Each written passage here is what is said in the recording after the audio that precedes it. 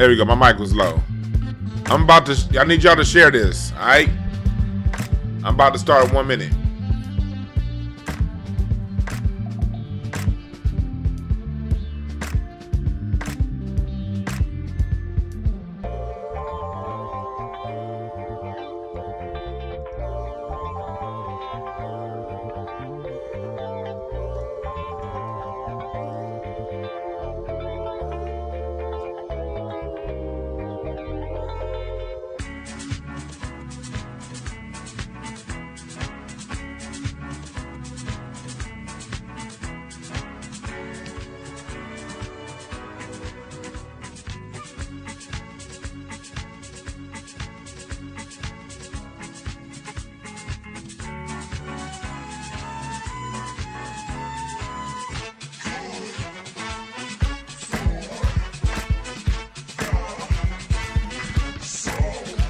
Okay, I'm here.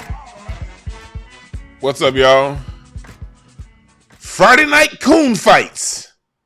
Hey, this year of exposure, man. We are ending the year with a bang. Hold on, let me turn this light on over here. Hold on. I can't. There we go. It still didn't really do much, but you niggas know how I look. Friday night coon fights on the internet here. How y'all doing? Roland Martin versus Stephen A. Smith. Let me change this filter one more time. There we go. Maybe that'll work. If it don't work, fuck it. Well, here we go. I don't work, whatever. Y'all know how I look. Shit. I might as well turn the goddamn light off if it's not that. I gotta keep it on. Anyways, Friday night coon fights. Stephen A. Smith and Roland Martin are going at it. And I think it's hilarious.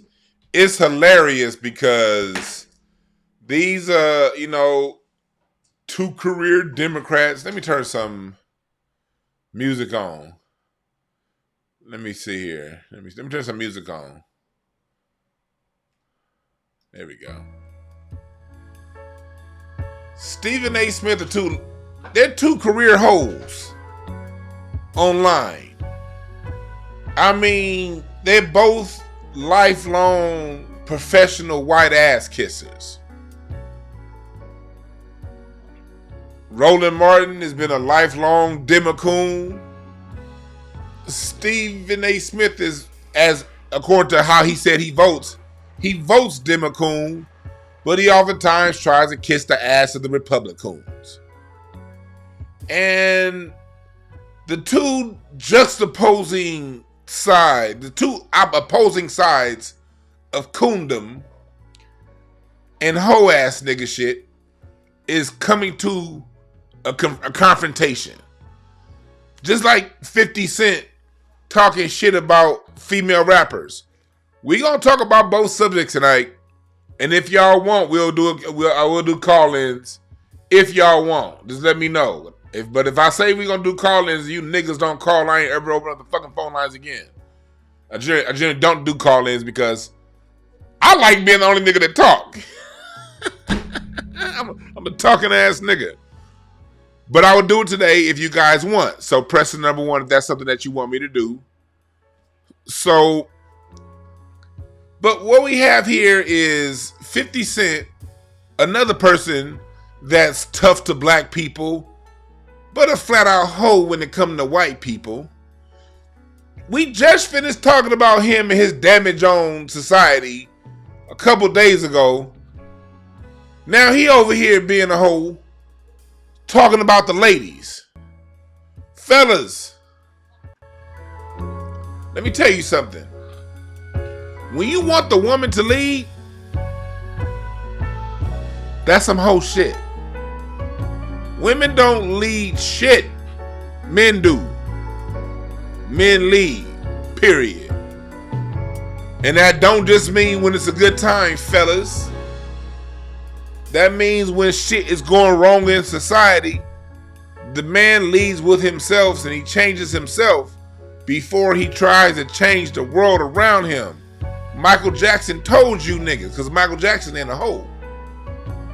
Michael Jackson said, make that change. Because Michael Jackson wasn't a hole. Now, when we get back to Roland Martin and Stephen A. Smith, I'm going to play the video on both people, but we're going to start with Stephen A. Smith and Roland Martin, and then we're going to get to 50 Cent and what he said. And then I'm going to take y'all calls. All right? But before we go there, I got a prayer to say. Lord, Lord, Lord, let us all pray that we don't have no hoes come in this room today saying, well, the women really do need to not do it. Nigga, take care of yourself first. Don't be a hoe. Lord, I pray that the whole shit stop. And Lord, I pray that these hoe ass niggas don't think that we're getting the women off the hook and letting them off the hook for their part. No, we're not. We're going to call, and Lord, we're going to need you to call the women to account too. But we need these hoe ass niggas to understand. You can't be a hoe and want the women to change first before you willing to check yourself and change yourself. That's part of the laws of nature that you have truly given us, Lord. In the Lord's motherfucking name, I pray that these hoe ass niggas sit down today, Lord. So can we get started? And I want everybody in the chat room that before we get started to say, amen. No hoe shit today. All right. So let's get into it. I want to start off by playing, and I want to start off by saying, welcome, welcome, welcome, chat room. I appreciate y'all for joining. Y'all are always good. Good seeing y'all. You know, I need you to go to blisscapsules.com right now. Go to blisscapsules.com. Buy 2, get 1 free with the product code DeJuan With the product code DeJuan Somebody said, don't do that. Prayer is serious. Says who? Show me where it says prayers is something that you have to make some old hard thing to do. And oh Lord, it's God's. That's some man-made shit. Prayer is your personal relationship. And the Lord gave me a sense of humor. So I communicate with the Lord with a sense of humor. That's why I got it. And that's my way. You have your way. And part of not being a hoe, and I'm not calling you a hoe person that said that. This isn't about you. This is in general. Part of not being a hoe is writing your rules and living your life the way you meant to live it. Because you come into this world alone and you leave alone. So you better goddamn well make sure your decisions are alone and they're going to suit you best and it's going to fit what you do. Don't come around here with no mass programming. Well, what the Bible say? I'm going to find a passage in the Bible that say, well, the Bible told me that you can kiss my ass. Don't do that. Don't do that. While at the same time, I got respect for everybody in your form. I'm not going to go to your house and your way and go to your channel and tell you how not to get down. Me personally, I get offended when somebody prays to a white Jesus. But I'm not going to go to them and say, hey, what are you doing now? Like, if white Jesus make that nigga comfortable, then pray away, nigga. This world is all about standing on your own and writing your rules, writing your laws, writing this world to be the way you craft it and create it to be.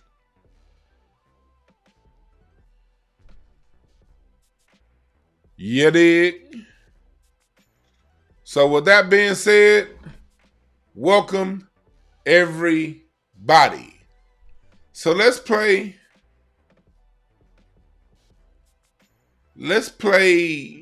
the video that we're talking about. This is Stephen A. Smith responding, and make sure my sound is right. Started today in the world. Okay, sound is good. Okay, this is Stephen A. Smith. Let me turn him up. This is Stephen A. Smith. Basically, he's going to give you the whole rundown of the issue between he and Roland Martin. I'd rather you hear from him directly, and then we are going to give our reaction. This is funny as hell to me to see Friday night coon fights. Let's go. And we're going to get started today in the world of politics and social media, where many of you have taken issue with my takes on the political headlines. I want to say for the record, that's fair. I accept it, and it often comes with being a pundit in this business. I've accepted that a long time ago. With that being said, I want to address some recent comments from my friend Roland Martin, who took issue with my thoughts this past weekend on the Justice Department's report. I know I've said this before, but every time I see Stephen A. Smith, I want to listen to LTD and Jeffrey Osborne. I have never been so much in love. This old what we have is much more than they can see faced ass nigga. All right, I said to say that. On the January 6th Capitol riots in 2021. In summary, I made the connection that Donald Trump appeared to be right to some degree when it came to the conspiracy theories about the FBI's involvement on that day. At least that's how some took it. Well, here's what Roland Martin had to say Monday about my comments on his show, Roland Martin Unfiltered. Take a listen. I have no idea what the hell Stephen A. was just talking about. What the fuck? Hold on. I didn't see this. I heard I had my phone, I was smoking the blunt, like I was walking with my phone in my pocket when I was listening to this. So I didn't actually see this. What the fuck is this? God damn. I'm so glad I lost a little bit of weight so I could see my neck again. I was part of the necklace crew with him this time a couple years ago when my neck wasn't showing. You still barely can see it, but I thank God I lost at least enough weight to see my goddamn neck. This motherfucker neck is as wide as his ears. This nigga's clavicle goes into his ears. And he got that fucking cowboy hat on? Why is his cowboy hat the same color as church pews? If you don't get this church pew cowboy hat having ass nigga out my goddamn face. And why is his nose twisted? Did he get socked by somebody with a good right hook? God damn. What the fuck, Roland Martin? Ariel says sunroof is optional, head ass nigga. Yeah. Get this old Cal Worthington nigga looking ass motherfucker out. This nigga look like he sells John Deere tractors. What the fuck, Roland? Who is dressed? This is why TV shows have a wardrobe department. God damn. This nigga look like Cowboy Mr. Potato Head. I'm sorry. I got distracted. Let's get back to. Let me just reset it back up. I'm sorry. I got distracted. I'm sorry, y'all. I'm sorry. Stephen A. Smith is saying these comments Roland Martin's about to say, mind his hat. These comments that he's about to make is what started the beef between Roland Martin and Stephen A. Smith. Let's play. Roland Martin Unfiltered. Take a listen. I have no idea what the hell Stephen A. was just talking about. I know Stephen A. I respect Stephen A. Stephen A., you know sports. On this, you know what the hell you talking about. Like, I literally have no idea what the hell he was talking about there. How he's pissed off and the Democrats and Trump said stuff was rigged. And y'all, MAGA is running that clip everywhere. Oh, they are saying, oh, see, he was This nigga the zesty. the truth. They always knowing the truth. Go to my iPad. Associated Press, Fact Focus, Inspector General's January 6th report misrepresented as proof of FBI setup. FBI. The basis of sound what like the Cartman right has been saying is that January 6th was fine, it was great, it was wonderful, but the FBI, it was a setup. The FBI, they were behind the whole deal. They were agents. They were the ones who were starting stuff. That's the report. And so when Stephen A. is going on and they sat here making Trump out to be true. No, he lied. He lied. Couple of things. First off, Okay. Roland. So you saw Roland go off on a little tangent, talking about, well, he lied. He lied. That nigga sound like, don't he look like Cartman when Cartman was a cop saying, respect my authority.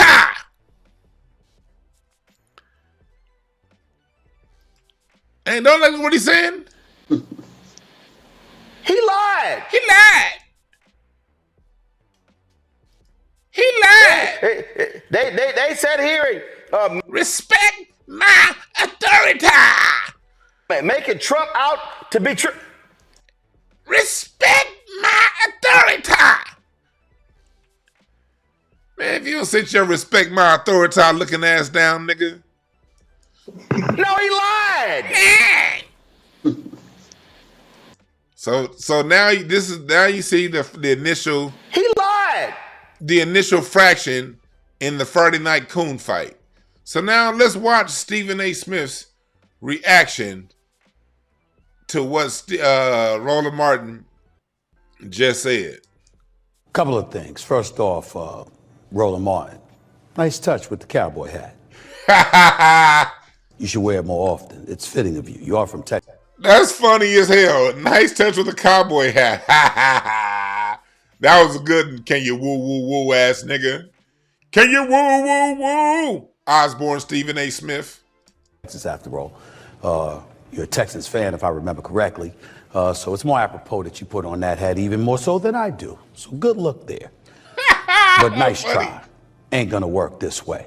Before I get into it any further, let me show my audience exactly what Roland Martin was replying to when he said, I didn't know what the hell I was talking about. This is what he was responding to that had him all up in a tizzy. Take a listen.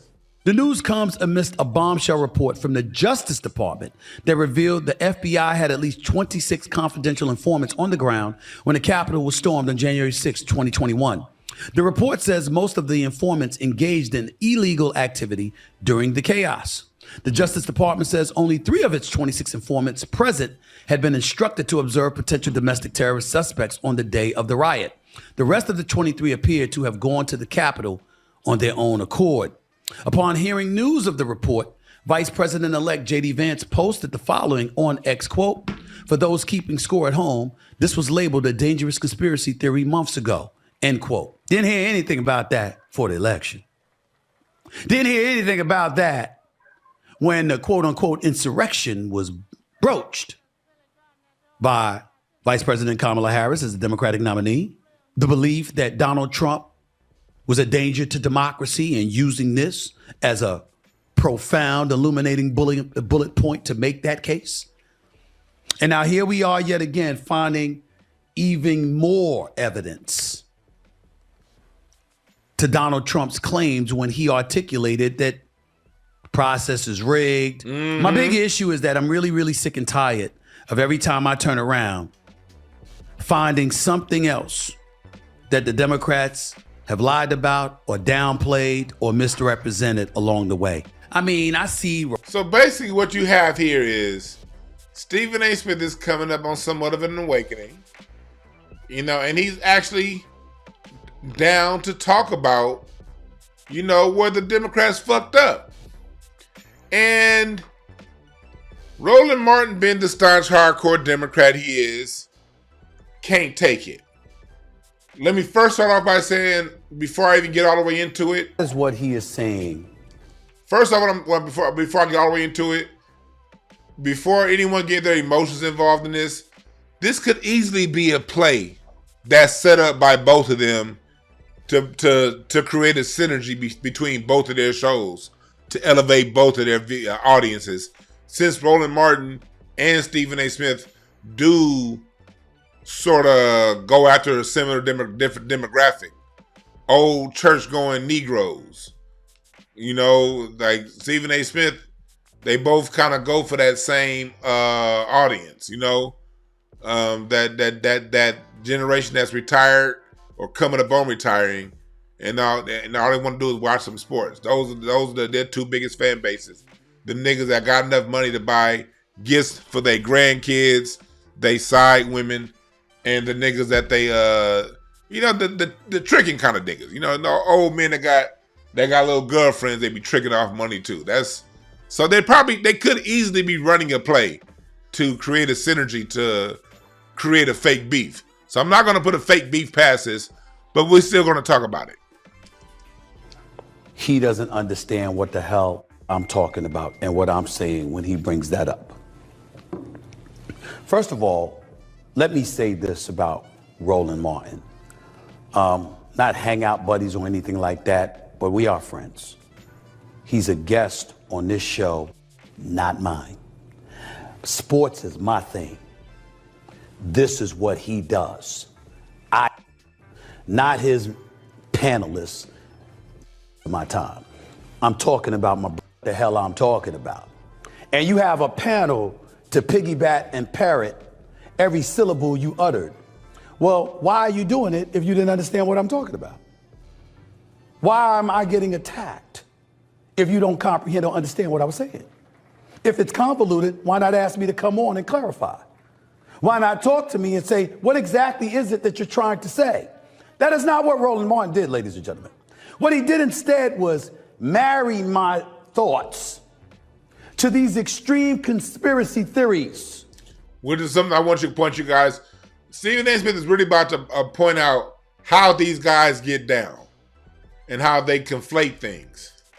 That the MAGA right might have put out there about the FBI having some pivotal role in what transpired on January 6th, 2021. That's what he was doing. Look at this right here. Look at this report from the DOJ. It reads, confusion and lack of coordination contributed to the FBI's inaccurate report to Congress that had canvassed field offices. After January. So that's for the most part. Go and watch it, the whole video, if you want to get, you know, the full details of what happened. But basically what we're seeing right here is we're seeing two wings from the same bird. And that bird is the professional white ass kissing bird. The bird of let's mislead the Negroes so our white people that run us, the people that pay us our checks, can be happy. Neither Stephen A. Smith nor Roland Martin are loyal to the black community. Neither of them. But they need the black community's attention and they need the black community's stamp to keep getting their money. So Roland Martin can continue to interview Democratic political candidates. Stephen A. Smith is up renegotiating his contract now with ESPN for 120 mil tickets. Salute to him for that.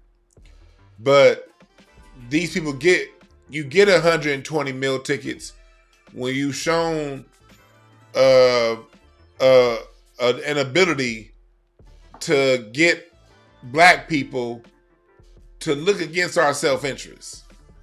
And that's what this is. I told y'all when the year started, this is the year of exposure. People are getting exposed so much to where now the coons are starting to fight each other. Roland Martin and Stephen A. Smith agree on 99% of things, I'm sure. But Stephen A. Smith acting as if he have, not say acting, but acting like he has a backbone and having some independent thought. The Democrats use their shields like Roland Martin to check other black men when other black men decide, hey, there's another way I want to think right now. There's a new way I'm seeing this thing. Maybe this ain't working the way I want. And what we see with Stephen A. Smith is he's been lately making a lot of moves and speaking a lot more conservatively lately. See, there are a lot of white people who listen to Stephen A. Smith too. And Stephen A. Smith is a little more in the open sea than Roland Martin. Roland Martin is Democrat. He has nothing outside of the Democratic Party that he'll ever get. Stephen A. Smith being based in sports and having a career of saying coon things, Stephen A. Smith is actually ripe to get a chunk of that Republican conservative crowd. Because one, he is a coon. He don't mind being a professional white ass kisser. Two, he's always been that one that will sacrifice the good of black society for a pat on the receding hairline from anybody. And now that Stephen A. Smith is on the internet more, he is looking to bite off a chunk, I'm sure, of that Pat McAfee conservative, I don't really like black people, but I don't hate black people either crowd, is what Stephen A. Smith is pivoting towards. Why am I bringing this up? I'm bringing this up because we as black people, we can tend to choose sides. We can tend to say, oh, this guy is this way and that guy is that way, when the fact is, ain't neither of them shit. So this here is a prime example of two ain't shit ass people, two ain't shit ass pundits that will say anything for their white paymasters. Remember, this is Stephen A. Smith. Let me see here.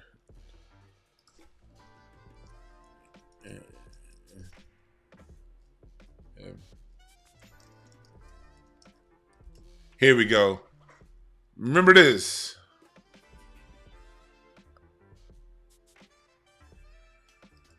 Your ESPN contract, yes, sir, is what we're told up next year. And the word on the street is that you want something in the range. No, that's not it. That's not it.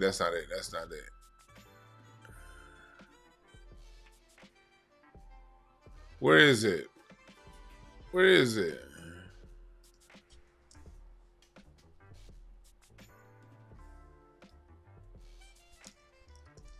There we go.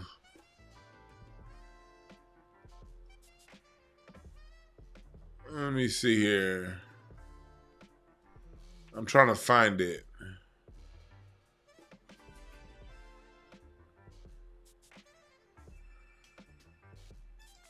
Was it here? No, that's somebody else. Oh, it's barbershop conversations. Let me see if I can find that. I'm gonna find that clip because it's relevant to what we're talking about. But now it's right. It's relevant to what we're talking about. Sense, man. I want you guys to hear this clip. I want you guys to hear this clip. I want you guys to hear this because it's relevant to what we're talking about. Let me see here. Is this it? And beyond. Here it is. Here it is. I found it.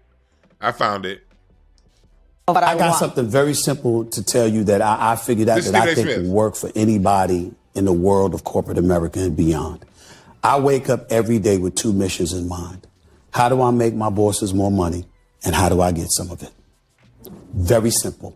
Why? Salute to Kwame Brown for having that clip. I'm playing it again. But I got something very simple to tell you that I figured out that I think will work for anybody in the world of corporate America and beyond. I wake up every day with two missions in mind. How do I make my bosses more money? And how do I get some of it? See, there's a simple formula that we follow as black people to find out who is who. In order to get to the top echelon of things as a black person, as far as a public figure, I ain't talking about the self-made guys. I'm talking about the guys who get $120 million deals from ESPN. You have to have that mindset. He has the right and necessary mindset for that job. And how do you get to that level? What do the bosses want in order for them to anoint you as their guy? They want to know that you're going to do your best to keep the social stratification in order. Music, entertainment, TV, sports, it's all politics. All of it. Entertainment, sports, it's all politics. It's all keeping the social structure in order. So the way to keep the social structure in order is to use entertainment to reinforce the social stratification. All right? Entertainment reinforces the social stratification.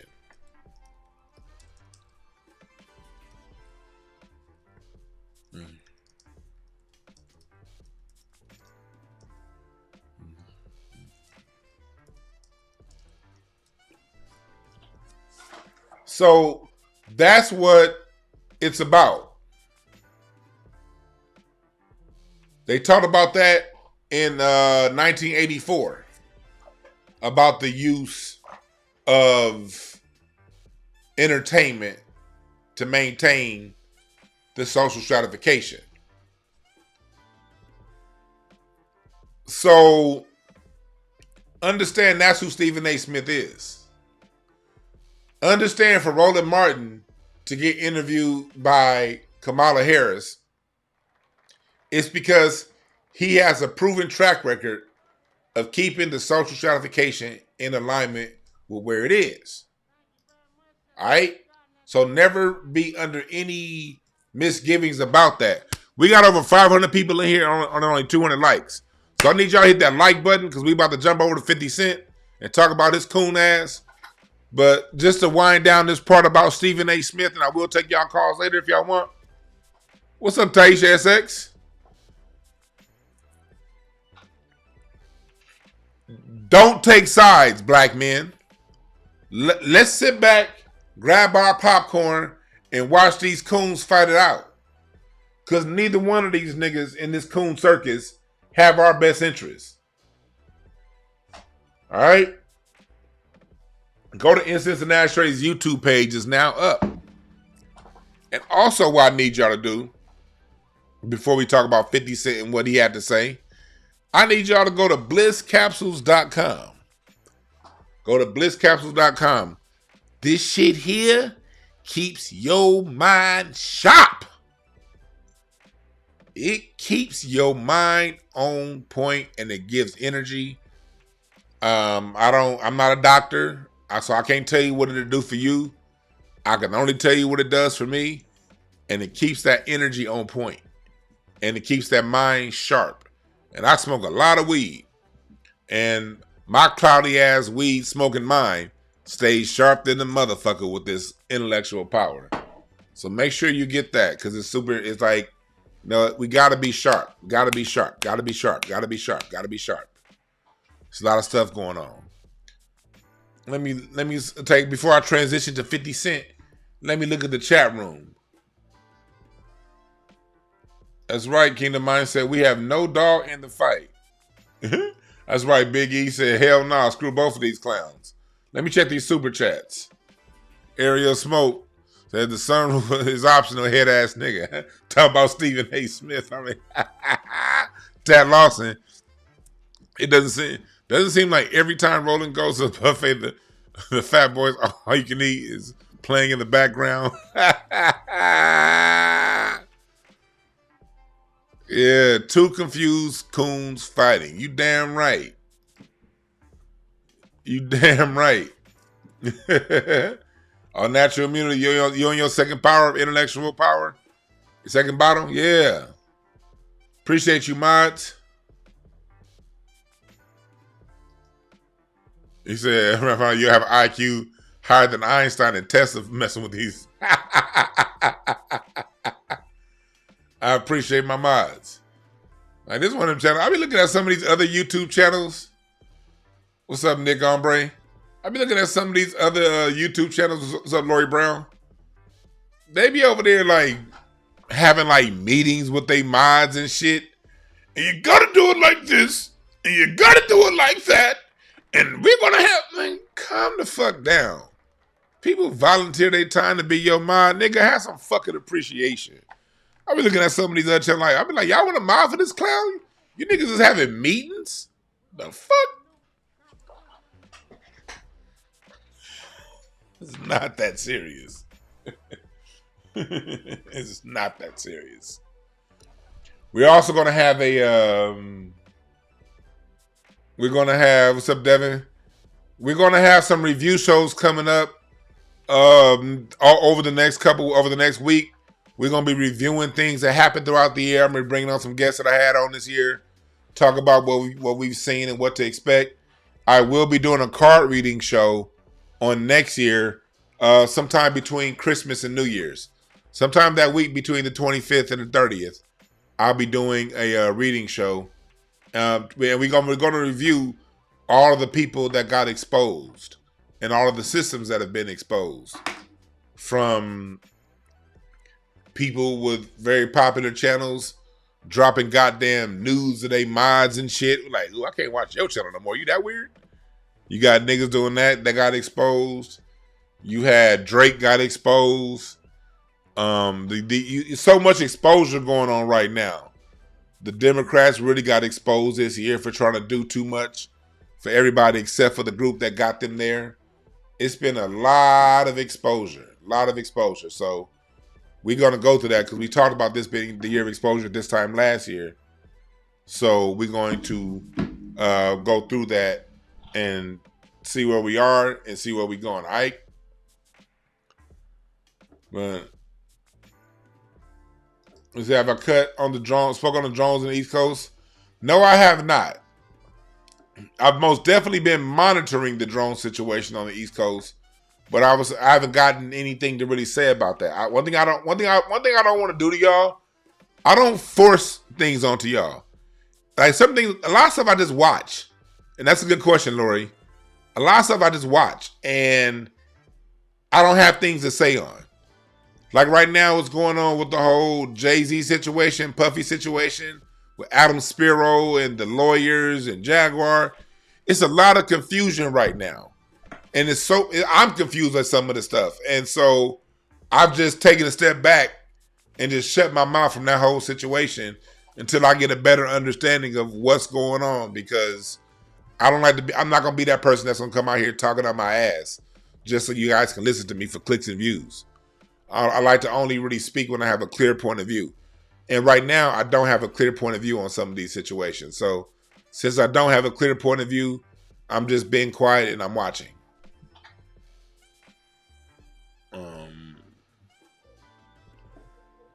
You're right. Steven Smith never forgave Max Kellerman for being black. All right. So yeah, but if I have something clear to talk about, I will talk about it. All right. When that point to where I get some kind of clarity on it, then at that point I'll talk to you guys about it. All right. So let's go into this whole 50 situation. For those who don't know what's going on, we talked about 50 the other day, but now 50 Cent has doubled down on his coonery and what he's been saying. They doubled down on his coonery over the weekend. And now he's making it a coon trifecta by trying to make it the situation and what's going on with the kids and putting it on black women, not saying black women don't have the responsibility. Black women most definitely, and what's going on with these Glorillas and these Sexy Reds and Nicki Minaj, what's going on with them is most definitely a problem. It's a problem. But with that being a problem, 50 Cent, you're not just a problem from the past. You're currently a problem. You went and sat next to a white man that's been acting like a straight up bitch since he feels Kendrick told him to stop talking about black women. And you went and kikied and caca with the white boy just on Sunday. I don't know when y'all recorded it, but it was released on Sunday. So the same week, you straight up playing Sambo Sammy, you want to turn around and point the finger at black women. Hell no. Sambo, because when you point the finger, three are pointing back at you. Before we deal with the women, as men, men lead, period. Niggas love reporting that, like talking all that man lead stuff when it come down if it's something that he wants. If a man wants something, he can now talk about how much of a leader he is, how much men lead. If you want something from somebody, I'm the man, I lead. Okay, you want to change the behavior of society. Oh, women, you do it. But man, look. My nuts are too big to sit back and watch a woman take the lead on any motherfucking thing. You dig? Part of embracing leadership is being a leader on the stuff that's hard too. The stuff that's not glamorous. And not being a professional white ass kisser ain't glamorous to people like 50. So he want to put it on the women and say this is what the women are doing.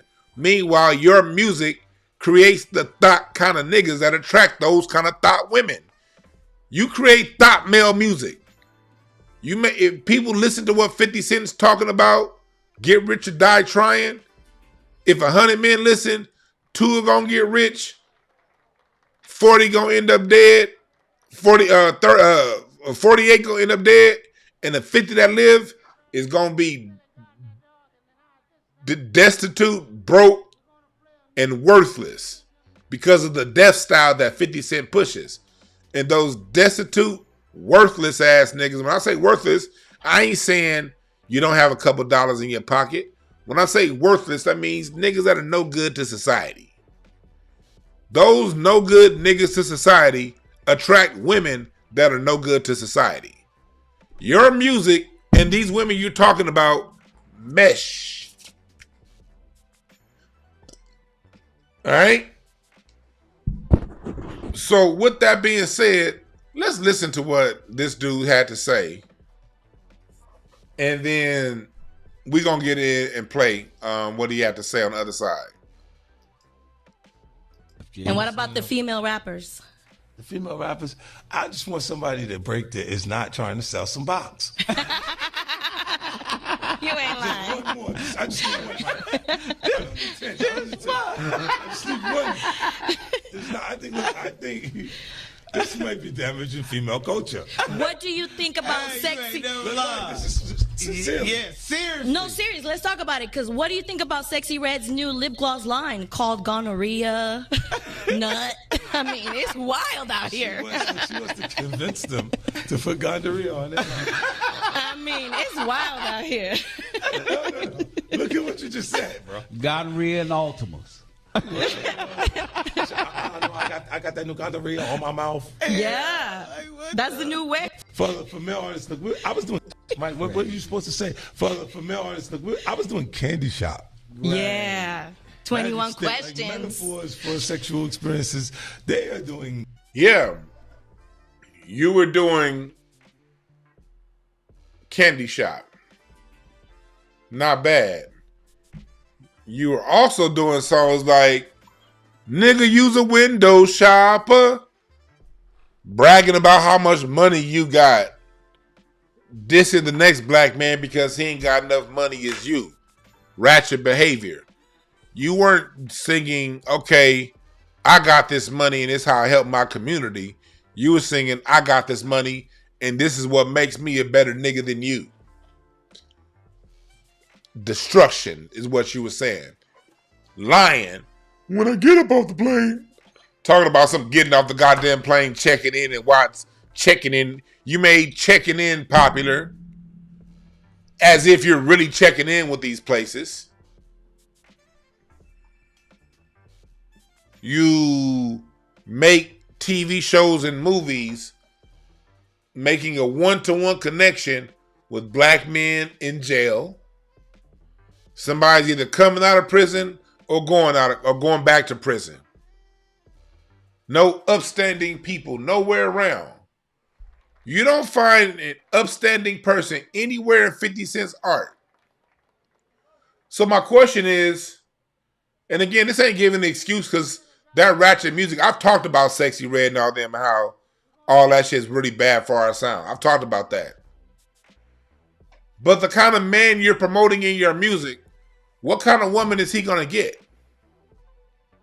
We see your issues with women. Your ex-women don't fuck with you. Think about this shit for a second. One of 50 Cent's baby mamas is somebody that was Puffy's girl. This nigga's rival enemy. This nigga ended up having a baby with his rivals, with a chick his rival used to fuck around with. And not in a good way. And now she got her foot all in your ass. You didn't even allegedly take Puffy's woman. You allegedly took one of Puffy's jump offs and got her pregnant. And now she got her foot all in your ass on the social media. You can't control your hoe. Remember the Snoop Dogg song? Remember that Snoop song? You can't control your hoe. He has the other woman, the Asian woman, who basically said that he doesn't want to raise his kids. That he don't want to raise it. He only wants to raise his kids if she's around. But if she's not around, he don't fuck with his kids. What kind? Because I'm going to tell you right now. Don't no upstanding woman want that. The only women that a man like 50 Cent should be attracting is a Sexy Red Nicki Minaj type. Because he's not an upstanding nigga. Flat out saying the experience in the music now. And then it's like, you know what? Brian Pumper would be a hit right now. You ain't never. The porn star is going to say it right. Crazy. You go back and look at the porn star rappers, what they were saying, and say, this is really what's hitting right now. Yeah. Let me tell you something else about these women rappers. Most of them, they all have men writing their lyrics. But let's get to that later. Because it's that graphic right now with the things that they're saying. Then I'm like, look, I think it's fun. And I think that's why the females, they enjoy hearing those type of things being said. Like while they're out partying, it's just like, it's not being taken My serious. daughter, she said, female rappers are dominating. I said, the only reason why they dominate is because they aggressive like niggas, and these niggas is bitches. I agree with that. In the present moment, too, because it almost feels like the floodgates open. Yeah, they aggressive like niggas, and these niggas is acting like artists, Look, the standard is not as high. Like, for you to come in as a female artist and say, what do they have to do to cut through or to get into the pack? Really, one joint, Mike, that will get them into a position where they're in it. They won't be able to compete with like Glorilla or like.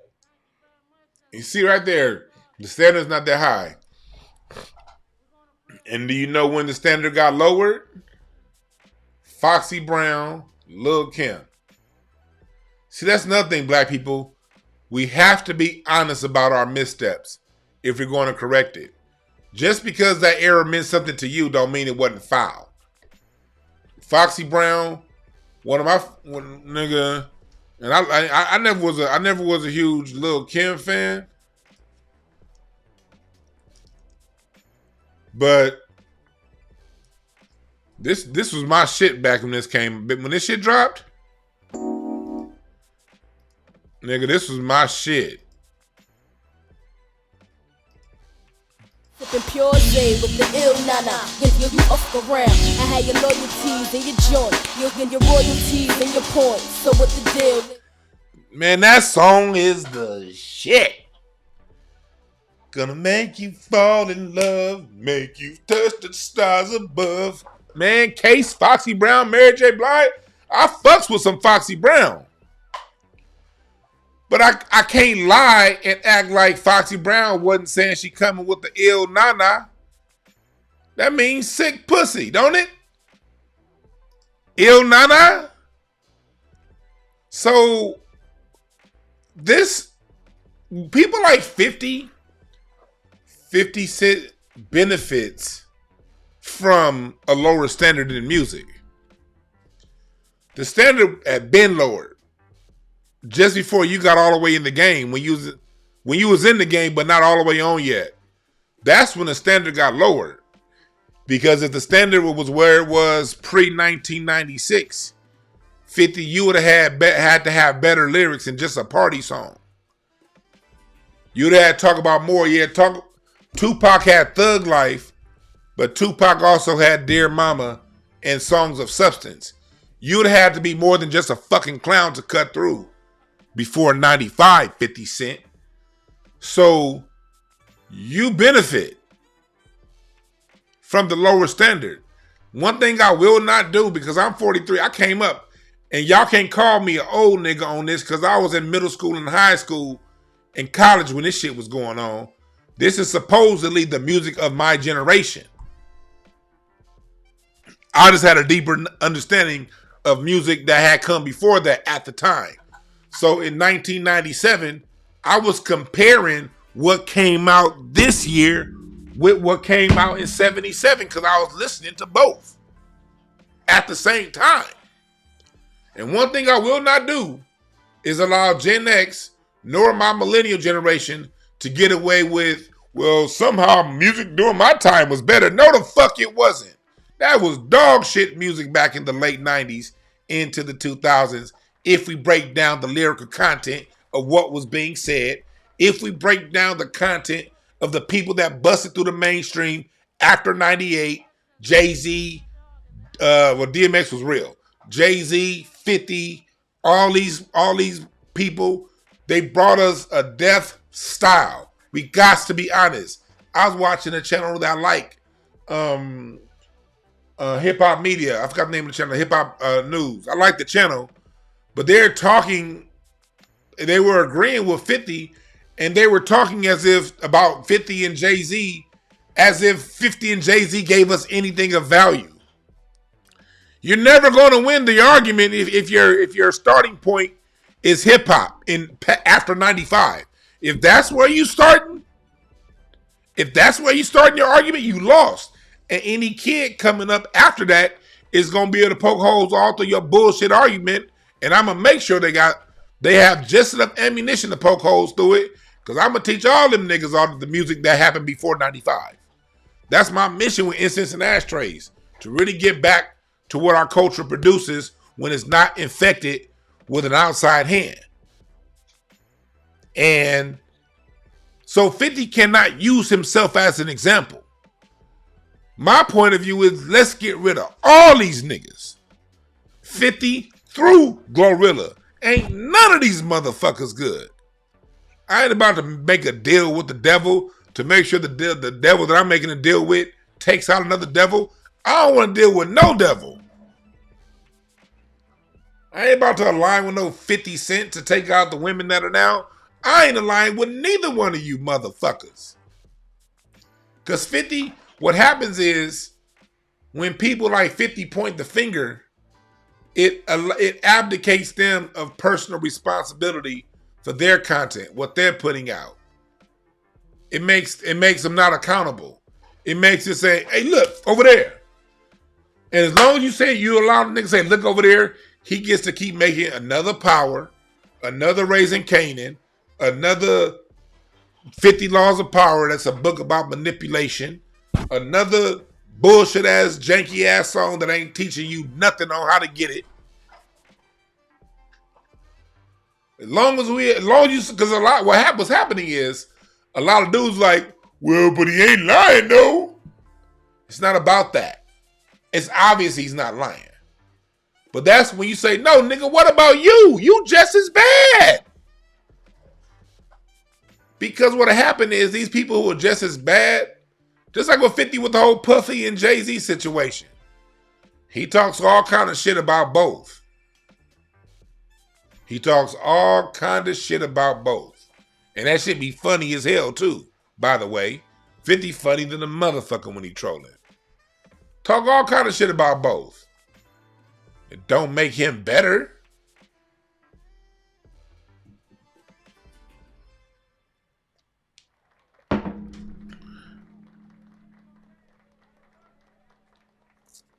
BMF, yeah.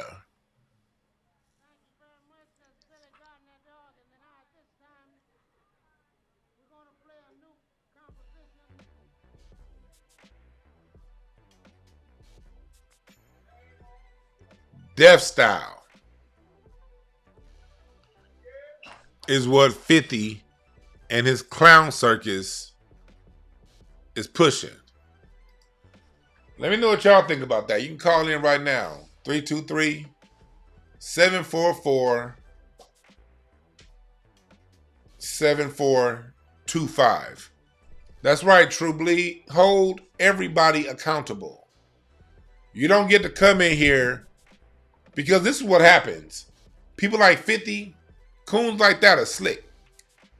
They'll tell you, hey, look over there. And we looking over there, they dropping poison in your water. And then you gonna get then you get somebody like me saying, hold on. He's poisoning the water. And then you'll get 10 other niggas on the other side. Well, he is right. Look at him. They all coming. Yes, nigga, but the water we drinking now is poison.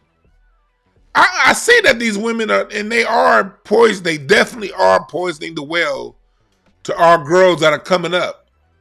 But look, the person that's telling you that person's poisoning our girls coming up, this nigga's actually this nigga got a whole ass bottle sitting right here pouring. This nigga literally pouring the poison into the well and saying, hey, look over there. They're poisoning the water. Look. That's what's happening to you dumb niggas that are saying, well, at least he right. I know he right, nigga, but he poisoning the well now. And been poisoning it for 20 years. And did nothing to clean it up. What has 50 done to clean the poison that he's been putting out the last 20 years up? What? Go interview with a few. See, now when he interview, if you listen to 50 Cent, when he interviews with white people, then you might get a little bit of game. When he interviews like with white folks, you might get a little bit of information on how he got to where he got. And basically what you're going to find is he signed a bunch of brand deals.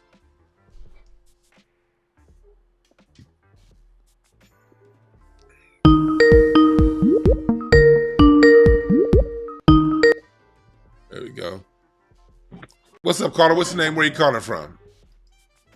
Hey, what's up, man? I'm Hitman 2211. I'm from New Jersey. Yes, sir, from Jersey. What's on your mind, brother? Hey, I just want to talk about that 50, what you were saying. I had commented in there, but I was just trying to make a point.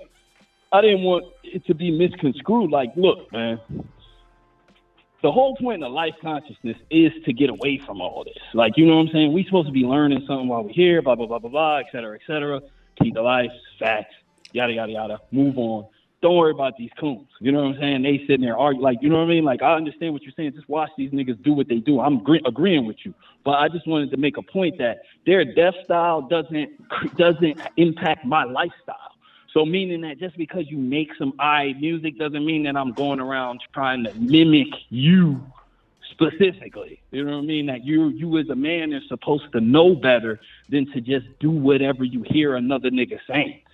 You know what I mean? Like, that's the accountability kind of has to be on the listener and on the fan and on the this and on the that. And you know what I'm saying? Like, I just feel like that if you truly are here to be, to learn, this is a school we in, Earth, you know what I mean? Places like this, that you supposed to be learning from this experience. Don't just take the negative from it that, all right, he got shot 9 times. I don't want to get shot 9 times, et cetera, et cetera. That was kind of my point.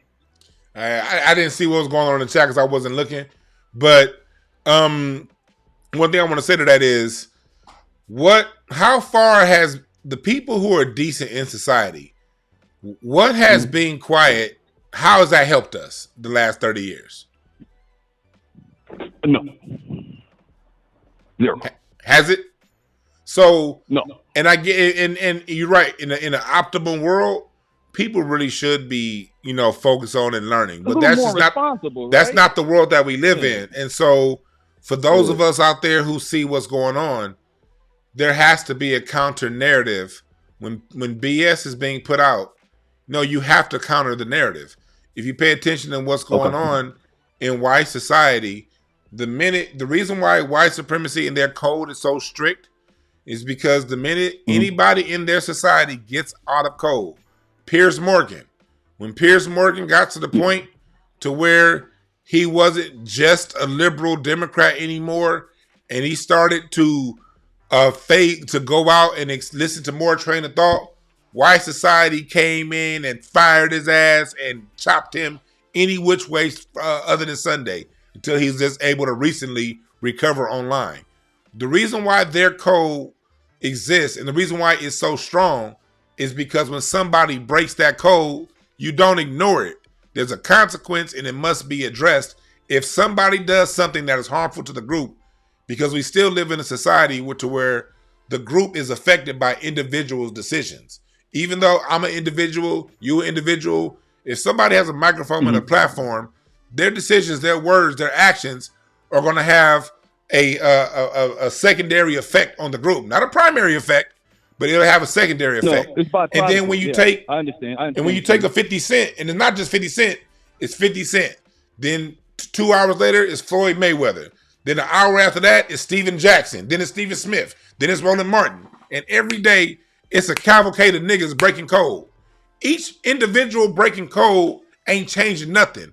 But if every day, 24 hours a day, it's a nigga with a microphone breaking code, there has to be some sort of a counter narrative.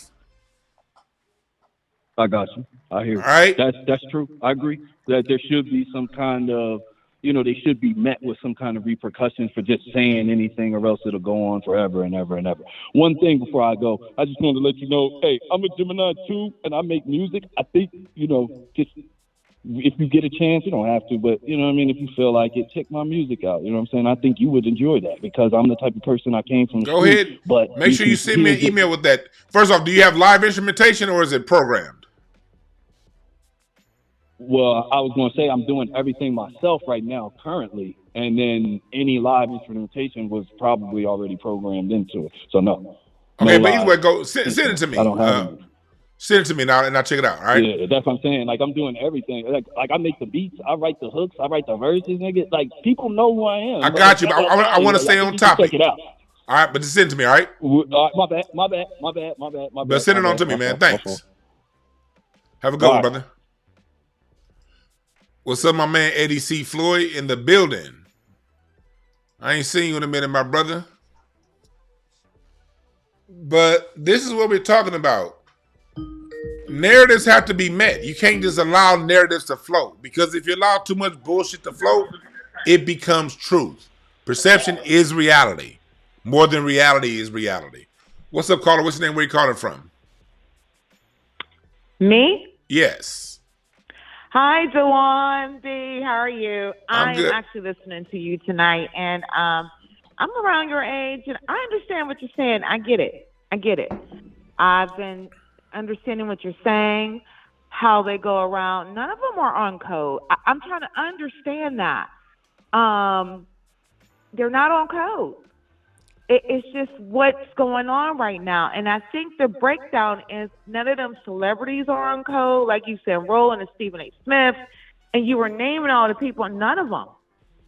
I don't know, how can they be on code with us if they on code with themselves? You know what I mean? And they're the ones who got the pedestal or the platform to go tell, the dominant society how we are. And we know who we are. And they can't speak for us because the music that goes out is coming through them. they've been getting paid like this since the 1920s, when you had jazz coming out, the dominant society breaking in people to become stars. Have the music industry back in the day, was they as cutthroat? Do you know the artists, was they as cutthroat as today? Oh, yeah. What it was? Or were they on code? They know they were cooning back then too. Cab Calloway was cooning. Chuck Berry was cooning. And overall, Sly Stone from Sly and the Family Stone was cooning. But what happened was the jazz and the things got so bad in the late 50s, as the 50s got there, really post Emmett Till. Emmett Till changed things, and the black grassroots.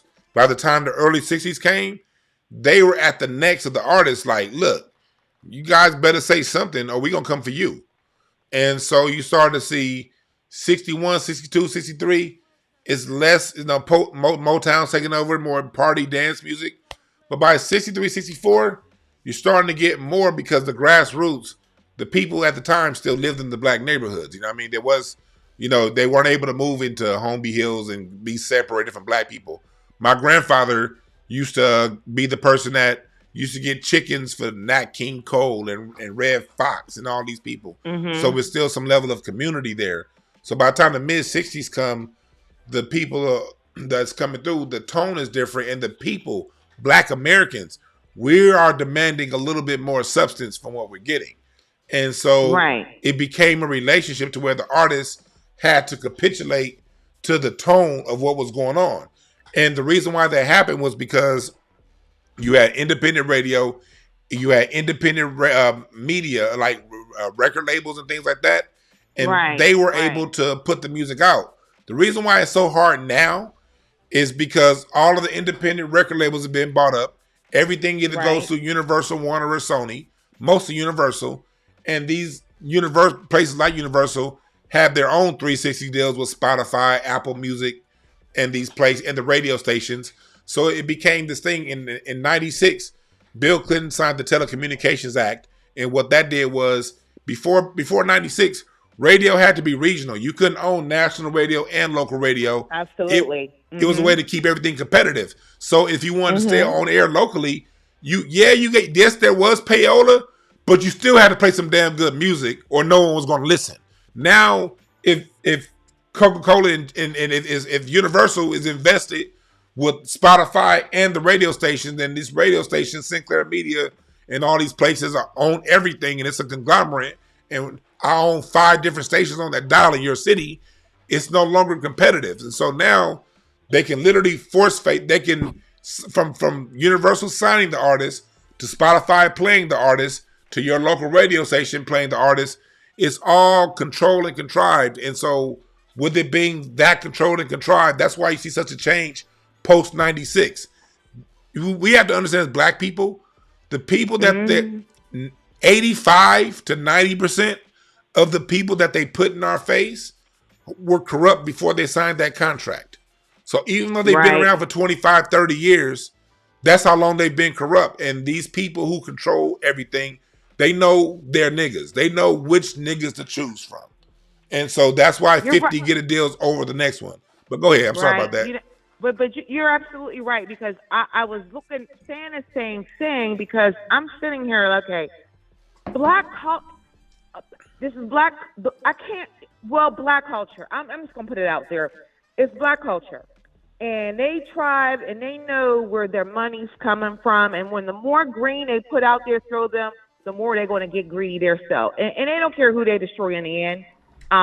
Like I said, I like 50 a little bit, but them joking with the P. Diddy and Jay-Z, I said, bro, I mean, regardless, this don't say nothing. And to me, not stand on code. You go on Andrew Schultz and cut up and tell me what you going to do to Kendrick. And like I'm saying, well, why would you even say that to the white man? And you said he going F, and you said the word. Mm-hmm. And for me, I said, dude, that's disrespectful. Mm-hmm. I need everybody to reset. I don't know. It's just like Black Hollywood is silent. They're never going to be on code with the street.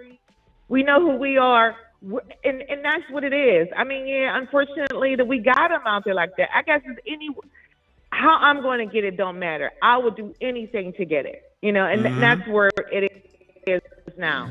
And unfortunately, our young people have to understand this too. That's just it. But hun, thank you so much for your time. And if you have another call-in show, I'll call in again. Thank you again for your point of view. Thank you. Thank you. Bye-bye. All right. It seems as if some people have an issue with what I said in the chat about Sly Stone. Let me tell you what I'm talking about. It was an interview that Sly Stone had on the Mike Douglas show. And he interviewed with what's up, caller? Hold on for 1 minute, all right? It was this interview on the Mike Douglas show with Sly Stone. I'm talking now, man. Where he was. Okay. The only thing we can. Time to time we talked about your training camp. Can the public attend? What is this? Get down, bro. I want to ask you something. Well, no, I gotta find the exact. But go to Sly Stone on the Mike Douglas show, and you will see where he starts to get cooning like a motherfucker, talking about all that black shit. Oh, here it is right here. Well, I got to set up now. I'm gonna take this call, then I'm gonna show you this after this call. What's up, caller? What's the name? Where you calling from? Well, what up, man? This Kurt. I'm from DC. I'm calling out of Cincinnati right now. Kurt from DC out of Cincinnati. What's on your mind? Hey, bro. Man, you as usual spitting that fire, man. Hey, but check it out. So I just seen what's his name, Paul Wall on Oh yeah. Go ahead. I saw that. Go ahead. So he's speaking on FDA. He obviously aware. You know what I mean? You think 50, since he like following white boys' leads, with Eminem and whatnot, he'll get on the train, man? Or what you think? Hello? You hear me? Yeah, I hear you now. What were you saying? No, I said you think 50, since he like following white boys' leads, with Eminem and whatnot, you think he will wake up and smell the coffee, bro? What would you think? No, I think 50 is somebody who, when you look into his past, it's alleged that not only is he a street dude, but he's also working with them folks. So 50's controlled. He's a puppet. He has some white man's hand up his ass, and that's how he's talking. So if 50's going to stay on top, if 50's going to keep making the money he makes, he's going to keep doing this stuff. 50 doesn't. When dealing with people like him with his background, he don't really have no principles, no scruples. And I really don't think he gives a fuck about black society. So do I see him changing? No. Now, I do see him maybe cleaning up and learning. And after this backlash, I do see it's very possible that 50 maybe changed a little bit of his rhetoric up and everything like that. But as far as bringing anything of substance, I don't think he has any substance to give us. If we're going to get substance, it's not going to be from him. Yeah, you're right about that. I mean, I'm noticing even with you speaking on the brother Sly and the Family Stone, man. His music was a big deal, man. I ain't know too much about his political happenings or whatever, but the change comes from the bottom up. You know what I mean? So you feel me? Like, as long as we stay on code, they're gonna have to stay on code, or they're gonna get X'd out. So yeah, you're right about that, man. I'm gonna land my plane. All right, man. You have a good one. Thanks for calling. Peace. Watch this interview right here, y'all. He right about that. They don't stay on code. So ain't nothing in politics for us. Yeah, but as a politician, couldn't you help the blacks? No, because I got to have the white man's flag over me, and I got to represent all. No, you don't. I'll change. I disagree with that, Muhammad. There are a lot of blacks in Congress, and they don't have the white man's flag. I don't fuss at the brother on TV. No, I know. That's gonna be niggas and fools. I'm not gonna. Let me talk to them. I'm talking to them. Yeah, I'm gonna talk to everybody here. Well, I'm talking to them now. But take your hand on my face. I'm talking to everybody here. Let me talk to them. They asking me questions. I understand. This is our problem. So you see here, I love Sly Stone. Thank you for letting me be myself again. Hey, caller, hold on. Caller, on in a second. You fucking up the flow. Hold on, man. Caller, hold on, my brother. I will get to you. I want to play this. Everybody here. See, Muhammad Ali is trying to stay on code. I don't argue in front of white people. Watch this. Oh, God damn. All right, caller. Hold on, caller. I'm in the middle of something. Hold on 1 minute, all right? Yes, sir. Oh, shit. I'm over here playing that goddamn song. Let's, where am I at? Here we go. Let's watch this exchange right here. I disagree with that, Muhammad. There are a lot of blacks in Congress, and they don't have the white man's flag. I don't fuss with the brother on TV. No, I know. Let's don't be niggas and fools in front of white people. I'm not gonna fuss. Let me talk to them. I'm talking to them. Yeah, I'm gonna talk to everybody here. Well, I'm talking to them now. But take your hand on my face. I'm talking to everybody here. Let me talk to them. They asked me questions. I understand it. This is our problem. I understand. You understand? We got to get together. We're not gonna. And I don't think politics have a problem. I'm talking to brothers. No, but I want to change the color of the flag. I'm serious about that. I'm not. Okay. You talk about the flag over your head. If we gonna change the color of the flag, okay, that's a heck of a job. Yeah. Well, it is a job. See, now we're getting on stuff that don't make no sense. We're talking about something. I guess it makes more sense to Betsy Ross. And this is what we have going on right now today. This is why I don't do Twitter spaces anymore. You trying to talk about something, I want to talk to the brother.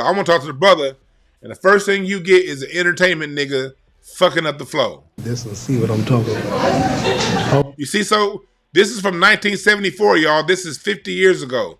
So this isn't new. People can watch your show and see what I'm talking about. Well, they will. They look at Mike Douglas the black every day. people understand. Black people do understand, brother. What I was saying was this, is that I don't think I can be in no office in this government. Look at the body language. Muhammad Ali trying to talk to the white boys about business, and the niggas focused on the nigga. Instead of having two black men side by side, focusing on all the white people that's around on the table talking business, Sly, and I know he high as hell, but he's focused on the other black man. While the black man that's focused, this right here encapsulate racial dynamics in America. Serious black men talking serious business, goofy ass entertainer nigga, and Sly's a legend, so I'm not here to talk shit about him. But this is just what we have going on right now based on what the previous call. I'm using this as an example for what the previous caller was talking about when she asked that question. Watch and this. Don't represent the country, which represents all the people. I'm not saying it's bad to represent all the people. I'm not saying I wouldn't want to represent all the people one day. But you do, man. Yeah, but now wait a minute. Charity starts First of all, to home. get into Charity office, starts first at home. God helps those who help themselves. I got to help myself and clean up myself and love myself and do for myself before I can go to help others. I don't have. See right there, Muhammad Ali's right in alignment with what we talking about with 50. As we got to help ourselves first. And as men, that means cleaning up our own shit. Before we go outside of the black community, we got to clean up our own community. And cleaning up our own community means if I'm a man, I'm going to help clean up the men. If I'm a woman, I'm help clean up the women. And then we going to clean each other up. But that don't mean, like a lot of you coon ass niggas think we got to clean ourselves up and then go. No, we can still fight them. Like Muhammad Ali, we can still fight them. But while we're fighting them and fighting their rhetoric, we have to be super highly focused on our own behavior. Time to help white people because there's enough white people to help white people. I don't have enough time to help no Jews. There's enough millionaire, billionaire Jews to help the Jews. There's enough black people to help black people. Right, so that's what we want to do.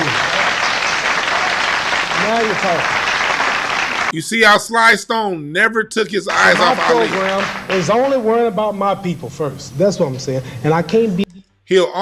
Muhammad Ali will beat his motherfucking monkey ass.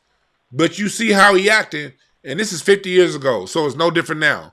What's up, Carter? What's your name? Where you calling from? This is the Church of Black Power from LA, calling from Houston. Yes, sir. Calling from Houston. What's on your mind? I'm gonna be honest with you, bro. Your last video that you did on 50 and Andrew Schultz was right spot on when you was talking about how Curtis literally goes around and he tries to throw himself at the feet of white people, and it's a sad situation. What we're actually seeing is substance versus the music industry. And this had happened before. You mentioned it with the Kanye versus 50, and 50 took an L to that. So being asked about the Drake versus, Kendrick situation, I think that kind of hit him kind of tough in his heart. That's a good point. So That's a good point.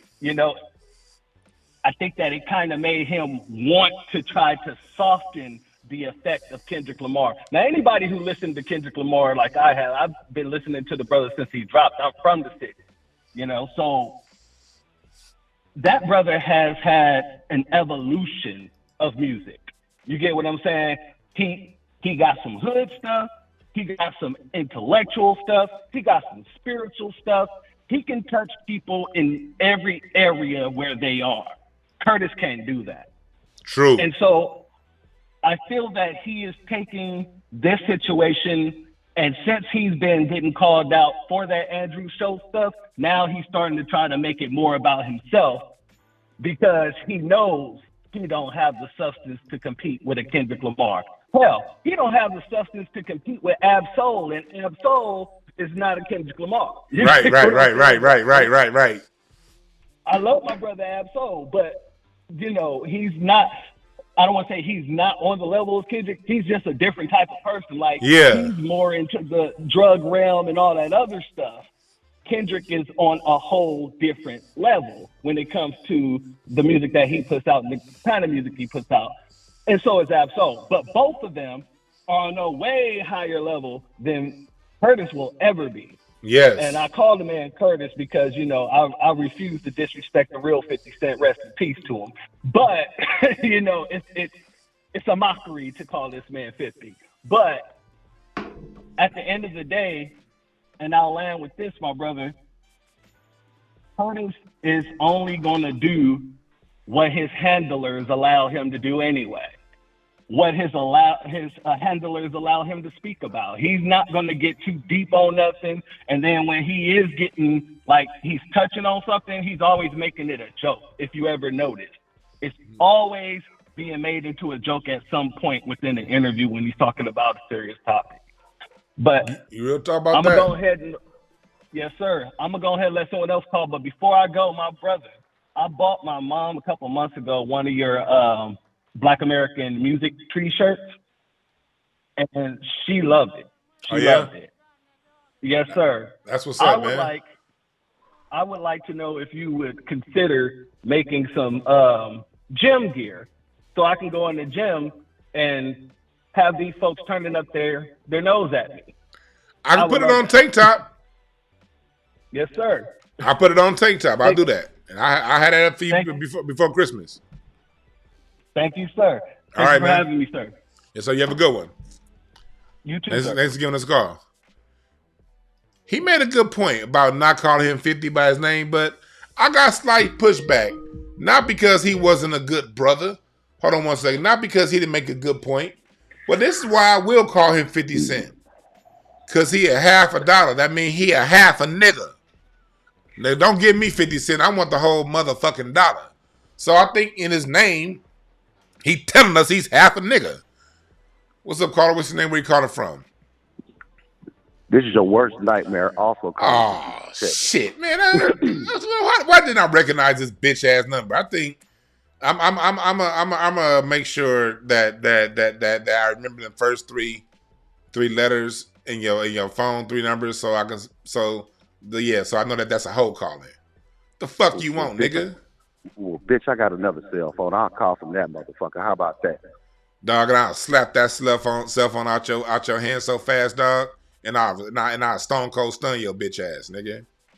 Dog, I just tuned in, and I saw your face, and I saw the word fight on it, and I was like, dog, finally. He's finally manning up, and he wants to fight me. But you was talking about coon fight, so I was like, okay. I thought it was an open invitation to kick your monkey ass, bitch. Man, nigga, we can fight tonight and not dust your ass off just right. Yeah, hoe ass nigga. Yeah, hoe ass nigga. Yeah, hoe ass nigga. Dog. This is y'all. This is Larry right here. This guy right here with the handkerchief. You think a handkerchief hanky ass nigga can fight me? Nigga, I'll pull that handkerchief out your pocket, nigga, tie that shit around your beard, bring you in and punch you back and bring you in and punch you back till your bitch ass fall asleep, ho. Hey, sounds good, dog, but in reality, everybody knows that's not the case because you smile too much, dog. You have a pleasant disposition, dog. You ain't ready for war like I am, bitch. I got on camo pants and a Glock 19 on me, ho. You can't do nothing with me, DeWan. I'll beat your ass. But more importantly, though, back to the topic. Dog, we knew who Curtis Jackson was the way he be glazing Eminem, dog. Oh, my God. Dog, all you got to do is listen to him talk about Eminem, and he'll tell you exactly who the fuck he is, dog. You ever seen a clip of him talk about him? Yeah, it's nigga, the motherfucker be jizzing out his jaws. Dog, it's disgusting. I'm like, dog, you a big old tough nigga. Dog, why you be glazing this white boy like that, dog? Like, god damn. Nigga, dog, it's the weakest shit ever, dog. Nigga, that shit is so goddamn weak, nigga. It's probably weaker than even you could even understand it. You the weakest nigga I know. That's how weak that shit is. Boy, you must know some real killers, dog. If I'm the weakest nigga, you know. You the only person that's ever said that to me, boy. Nah, I'm gonna prove you wrong. Yeah, I'm gonna prove you wrong, bitch. No, you won't. Nah, dog, but that's some real shit though, man. Like the way he glazes over Eminem and the way he's glazing over what's his name? The little Nazi comedian. What's that boy name? Andrew Schultz. Andrew and here's another one. Have you ever seen a clip of him being interviewed by Chelsea Handler? Nah, I didn't see that.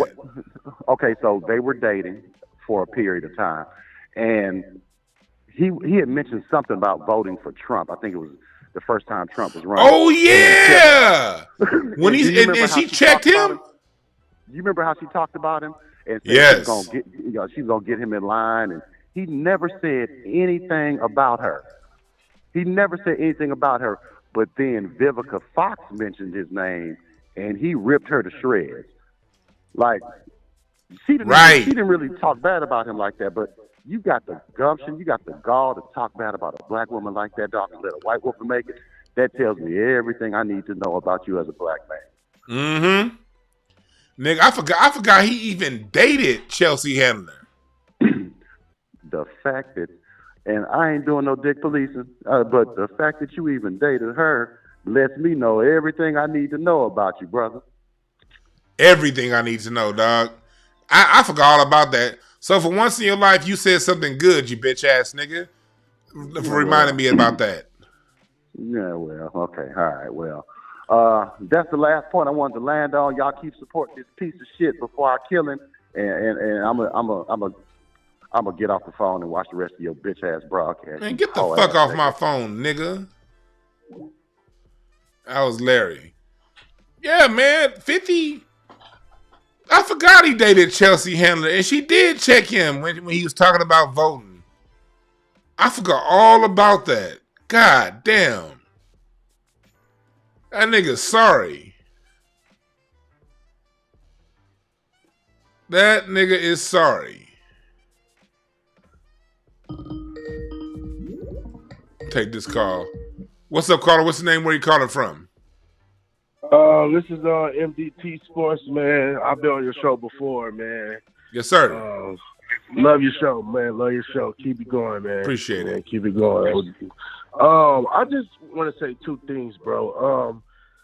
I think as a community, as a black community, we need to stop worshiping like celebrities, living up to them. Like it's as black celebrities. Like we just need to, as like community, just grow together. I think, if you get what I'm saying. Yeah. I get exactly what you're saying. And then, and the second thing, 50 Cent, man. I love his songs, but I never liked him as a person. He was always came as funny style to me. Like he always came as funny style. And when he did that to Kendrick Lamar in front of Andrew Schultz, man, uncalled for. That was like just a slap in the face, bro. Straight up.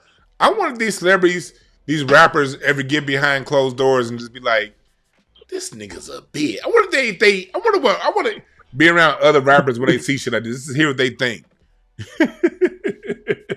Shoot, man, man, if I was Kendrick, I wouldn't have called him a B, because like that was a slap in the face, like, bro, like that's a slap in the face, and that's Dr. Dre protege. You jealous of Kendrick or something? I think you jealous. Yeah, he jealous because he's more established than him. That's what I think. Yeah, he jealous and he's. I'll let you land though. Yes, sir, man. You have a good one. Hell yeah, he jealous. 50. Thanks for the call. Yeah, 50 jealous. That Kendrick got going on. They'd rather see some foreigner come in and get it than another nigga. Straight up nigga. And if Drake was dark skinned, 50, he would have a problem with him too. What's up, caller? What's your name? Where you calling from?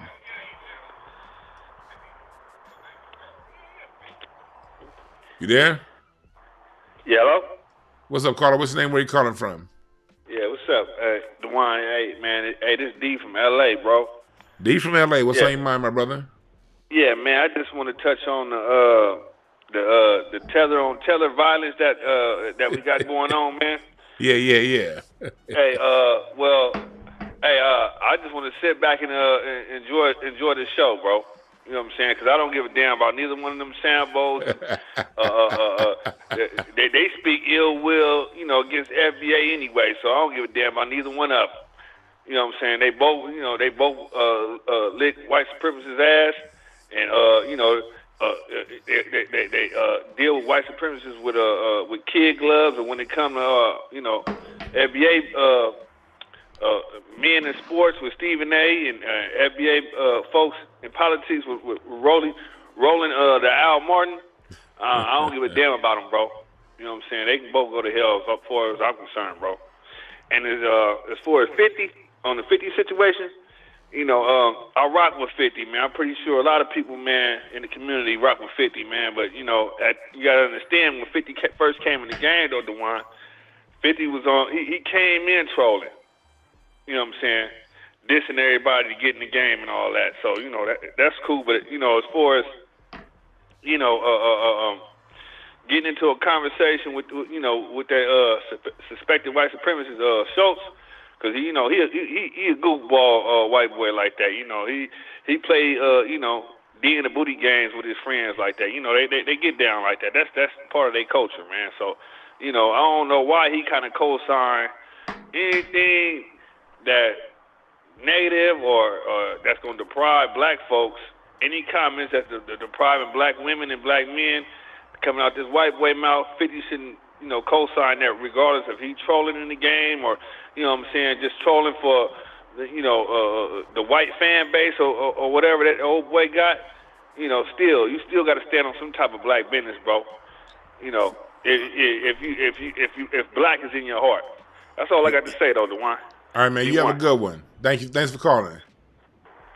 Yeah, man. 50. And I respect that brother's opinion. I respect everybody's opinion who calls. And who don't call. I respect people's opinions. But 50, yeah, he came in a troll, but that don't give him a pass. 50 is somebody before he came in got in shootouts with other black men.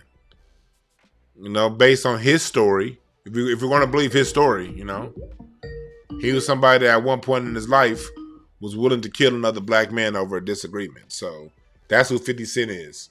So we got somebody at one point of his life. If we're going to take what he says in his artwork seriously, he was somebody at one point in his life was willing to kill another black man to get to where he got to get to. That off top means that me and him dealing with totally different moral foundational basis long before he became an entertainer. But what's up, caller? What's your name? Where you calling from?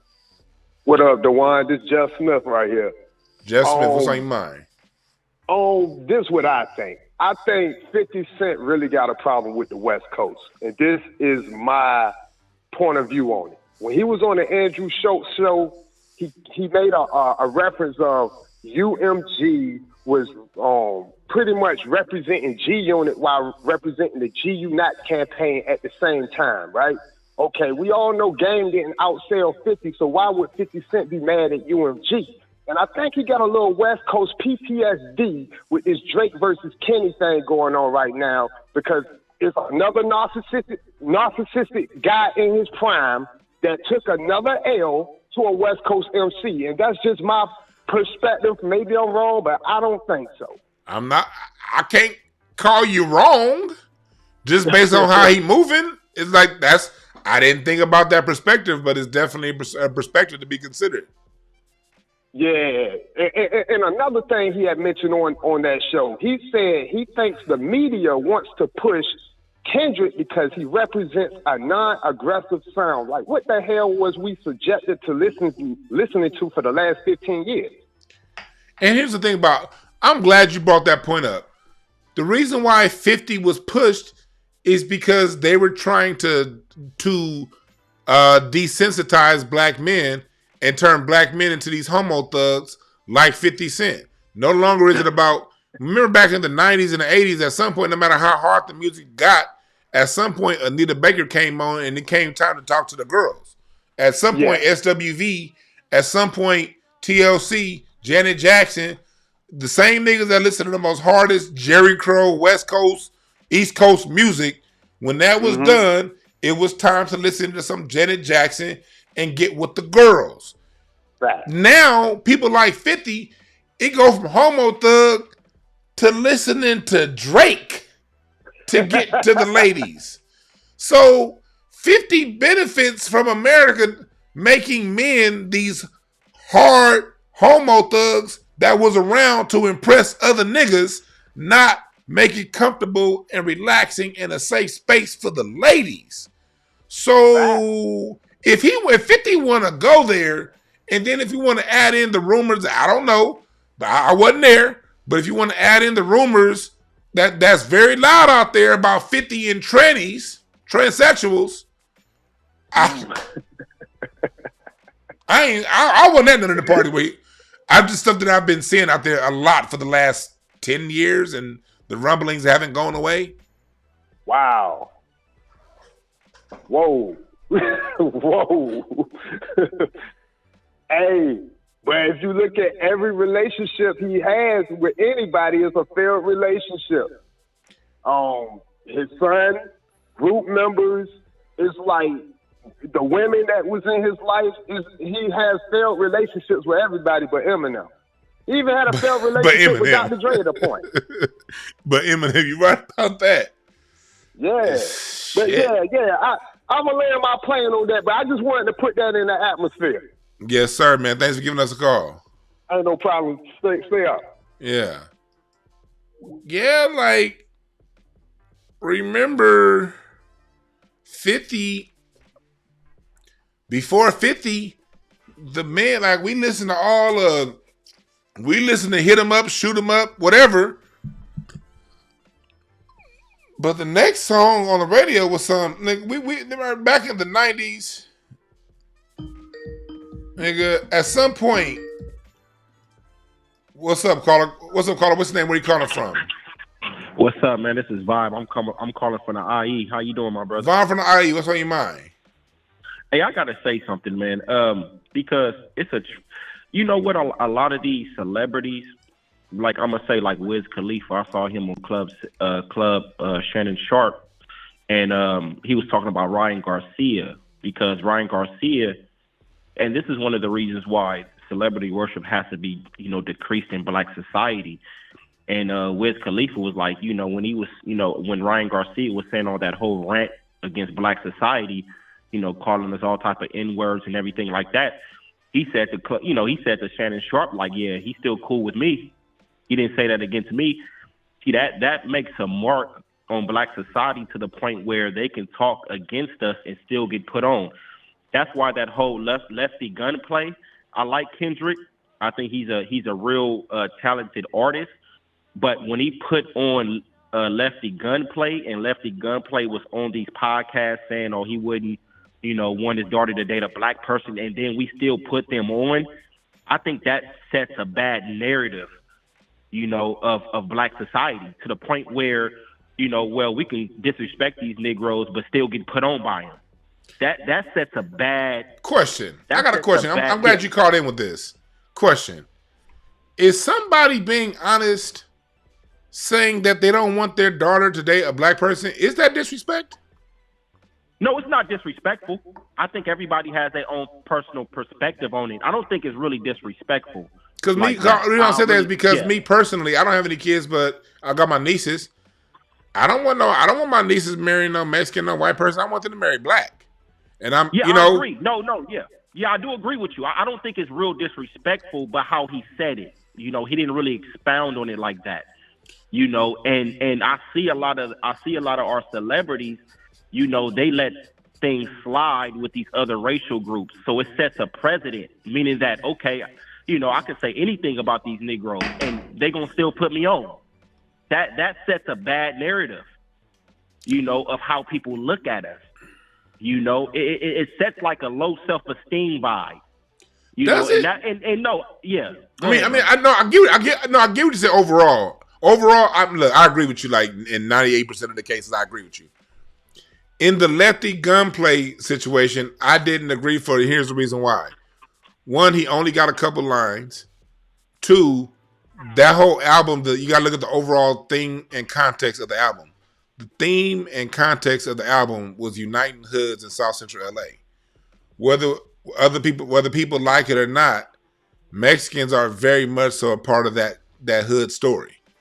And one thing about the Mexicans, I hear the relationship is complicated because yes, on one hand they do take orders from the Hells Angels and the white folks, and they go after black people.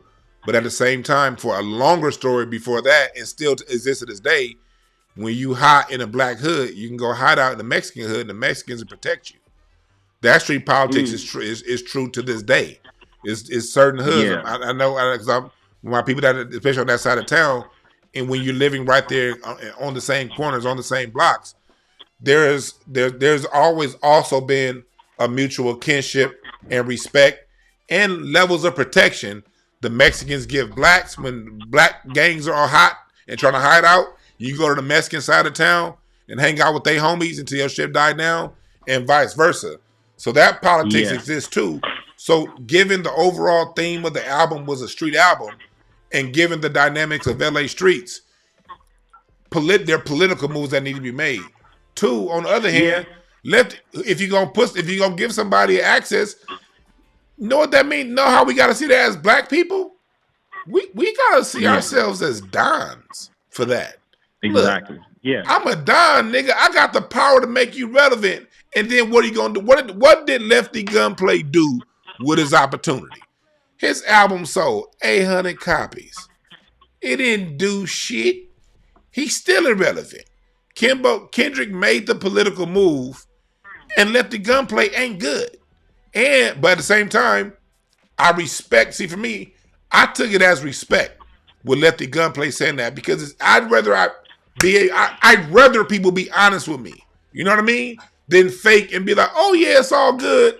Then your kid get married to them and they treating the grandkid like shit the whole time. I think it was actually respectful for him to say that because there's too many people out there who lie about these dynamics. No, I agree. I agree, brother. On you, I do agree because I grew up in LA. I grew up in the jungles. My whole family grew up. So we have a different mindset of the Latinos. What street was you on? Yeah, we have a different. I was on high. I was right there by. I was right there by Hybrid and Lewis. Right okay, got you. Yeah. Yeah, so I kind of been over there. My family is like my mom and my grandmother stayed on a 56 in Vermont. So I've been through all. I'm 33 years old. I live in Rancho now. So I got a little bit of money and came out here. It was a little bit better, to get my life together and everything. So, but I would say that I think that sometimes, as Black society, especially people with influence, we kind of set a bad narrative, on certain, other groups of people. And that's what I don't like, and I do agree, man. I really do agree with you on that. Lefty Gunplay wasn't lying. I mean, let's be honest. I mean, he was being truthful. If I had a daughter, I would like, my daughter to have a black man also. But it's how he said it that I was like, okay, this dude got probably some anti-black, narrative. Oh, he probably most definitely do. I would not agree that he don't. Yeah. But I think that us as black folks, we have to be exercise power. You know what I mean? That's what we got to, instead of saying, for me, I didn't like a lot of our overall reaction to that because it made us look powerless. I'd rather confront that and say, I respect him not wanting his daughter to get with one of us because I don't want my bloodline cut either.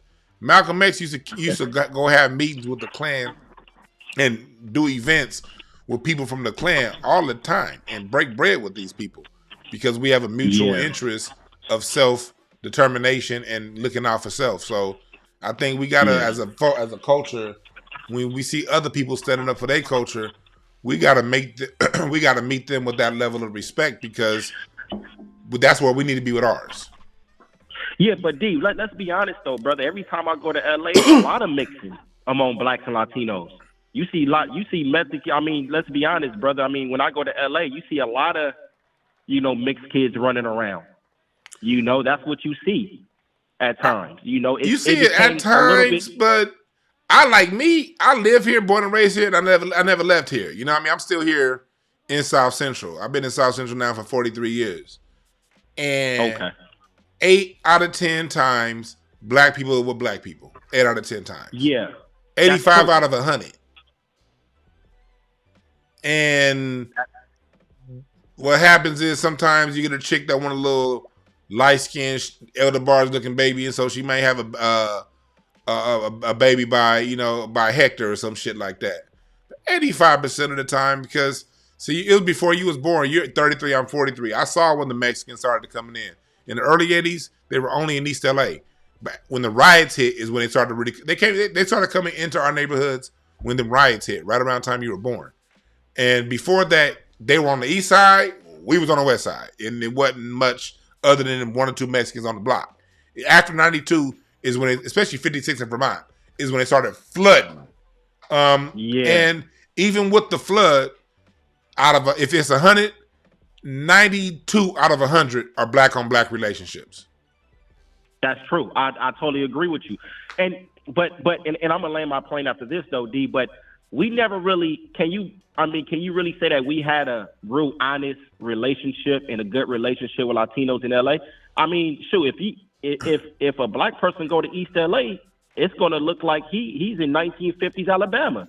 I'm gonna say this, man. Like, it's been neutral for me. It ain't been good. It's been some good, some bad. Most of it, they walk past us like they don't see us, and we walk past them like we don't see them, honestly. They short as fuck anyway. I be walking. I can't say little short asses. I just keep walking. Little ass niggas. For real, fact. We don't even fuck with each other, good or bad, honestly. If you do the whole truth. Exactly. Yeah. I mean, they're only like 5'3", brother. So the only tall ones is the ones that's kind of like born over here and raised. It's a few tall ones here or there, but a lot of them is like only 5'4", bro, 5'5". Yeah, we walk right past them little niggas. It's like we don't even see them. Yeah. I agree. Hey, thank you. I appreciate it, D, man. I love your what you're doing. You gonna be over there on Saturday, right, brother? I'll be hosting at the museum on Saturday. I forgot to put the flyer up. Yeah, I will be hosting at the Hidden History Museum this coming Saturday. Okay, for sure, man. I might see you up there, brother. Thank you. I appreciate come on down. You, man. I love your channel, brother. Have a great day. Yes, sir. You have a good one. Yes, sir. Yeah, folks. What's up, caller? What's your name? Where you calling from? Juwan, what's up, man? This is Big E. Big E, what's on your mind, my brother? Hey, man, I gotta disagree with you on a couple of points, bro. Number one, to me, I think that was a bad look to have Kendrick on that song when they have literally been trying to hijack it. Okay, they have literally been trying to take rap and hip hop from us. So to me, I think we would have made more of a statement by saying, nah, this is ours. You make your own music. You hold your own pop-out concert. And let's see how that turns out for you. Now, I've been in L.A. I'm born and raised in Compton, Dewan. I done been in the county when it was 9,500. I've been up north. It ain't no neutral. They don't like us. You know what I'm saying? I done been in the fracas with them. You know what I'm saying? You already see Nuri Martinez and Kevin De Leon said F us. In the pen is F us. They rock with the Aryans in the pen. All of that spills over into the streets on every level of their society is anti-black, whether it's in the streets, whether it's prison, whether it's politics. You've seen it with the LA City Council. You was right here. Okay, so to me, when these Latinos have literally been trying to hijack hip-hop from us, to me, that was a weak move by putting him on the song when they defaced his mural. All this, again, if you don't want your daughter to date nobody black, okay, that's fine, but why you spending your time trying to look black? Why you trying to spend your time trying to talk and act black? Like my boy Red said, they have totally threw their culture away. They don't bump none of their music in their cars. They bump our music. Going back to the oldies when they was riding the low riders in them old bombs, they was bumping black music. Let me go back and go down line by line what you said. So, and I agree with a lot of what you're saying. I agree with a lot of what you're saying. On the mural part, yeah, a Mexican defaced the mural, but a Mexican also painted the mural. Didn't know black people have enough feel enough about Kendrick to paint the mural. A Mexican painted it. That was Mexican politics. So because you painted, hold on. I'll let you. Hold on. Okay, you right. A Mexican painted, a Mexican whacked it out. Okay, that's why I said back to neutral. I tend to not get into prison politics because I don't live in that world, and that world is a whole nother world, and I don't get into that. I've never been in prison. I don't get into that. Politically, when it came to the reparations fight, because I was at the meetings, I was part of it. When it came to the votes in the Senate to get our reparations packages, the Mexicans, for the most part, voted in favor of it. It was the black city council, Tina McKinnon, that light-skinned, common-looking nigga. It was the black people that fucked us off when it came to reparations. They were both Republican, white, Asian, and Latino senators that gave it enough votes for it to pass House committee to get on Governor Newsom's desk. So that's two. That Nuri Martinez and Kevin De Leon, they some motherfucking hoes, and they're extremely racist. And I know that the Mexicans are racist. I know that they're extremely racist. As a matter of fact, I just got hired as a special consultant to teach an anti-black racism course to one of the biggest unions in the country out of here in LA. And the majority of the microaggressions are Mexican to black. The largest settlement in state history was Mexicans' anti-black racism towards black. So I get that part too. This is where I'm talking about. This is where at some point as black people, we got to know our dominance and how strong we are. Yeah, whether he put Lefty Gunplay on that song or not, they're still going to try to colonize our stuff. Just because they try don't mean it's going to work. That's where we have to be strong enough as a people to say, hey, look, I gave you, to me, I look at Lefty Gunplay as a clown move for us. Look, you guys own hip hop, okay. The biggest act in hip hop now just put you on his song and you turned around and sold 800 copies. No matter how much they try, these motherfuckers still ain't good enough to do it. So even when it happened, look at how it happened. This is where we as black people have to be willing to step up and own and control the narrative with our mouths and still be able to say, oh man, instead of saying he shouldn't have did it, okay, he did it, and you still suck. Okay, but Dewan, if you are visibly trying to say that we couldn't have did nothing without you, then I'm going to let you stand on that and prove that. I'm not going to put you It's on already been proven, my brother. It's nothing. Yeah, but the conversation was over 60 years ago. Come on, man. As a fellow LA, I'm born and raised. Look, Wisconsin. we agree on the racial dynamics. No, what I'm saying is, listen here. We don't have to keep proving what's being proven. They can't do it without us. That's but why can't, closed book. Why do I need to put you on my music? Okay, if you're gonna be mad about a pop-out concert and you didn't even know what Juneteenth was, right? And then, like you said, you painted my mural, and even though it was an actual Mexican guy that got up there and actually did some rap, because you painted the mural, you feel you could deface it now because it's not one person. And that right there goes. You felt you could do that. And that right there goes back.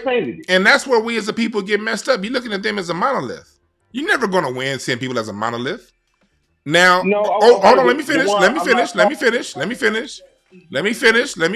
finish. You first off, you can't see people as a monolith when it comes to that.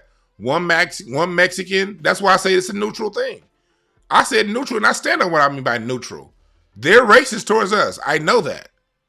They don't like us. I know that. There are some that do.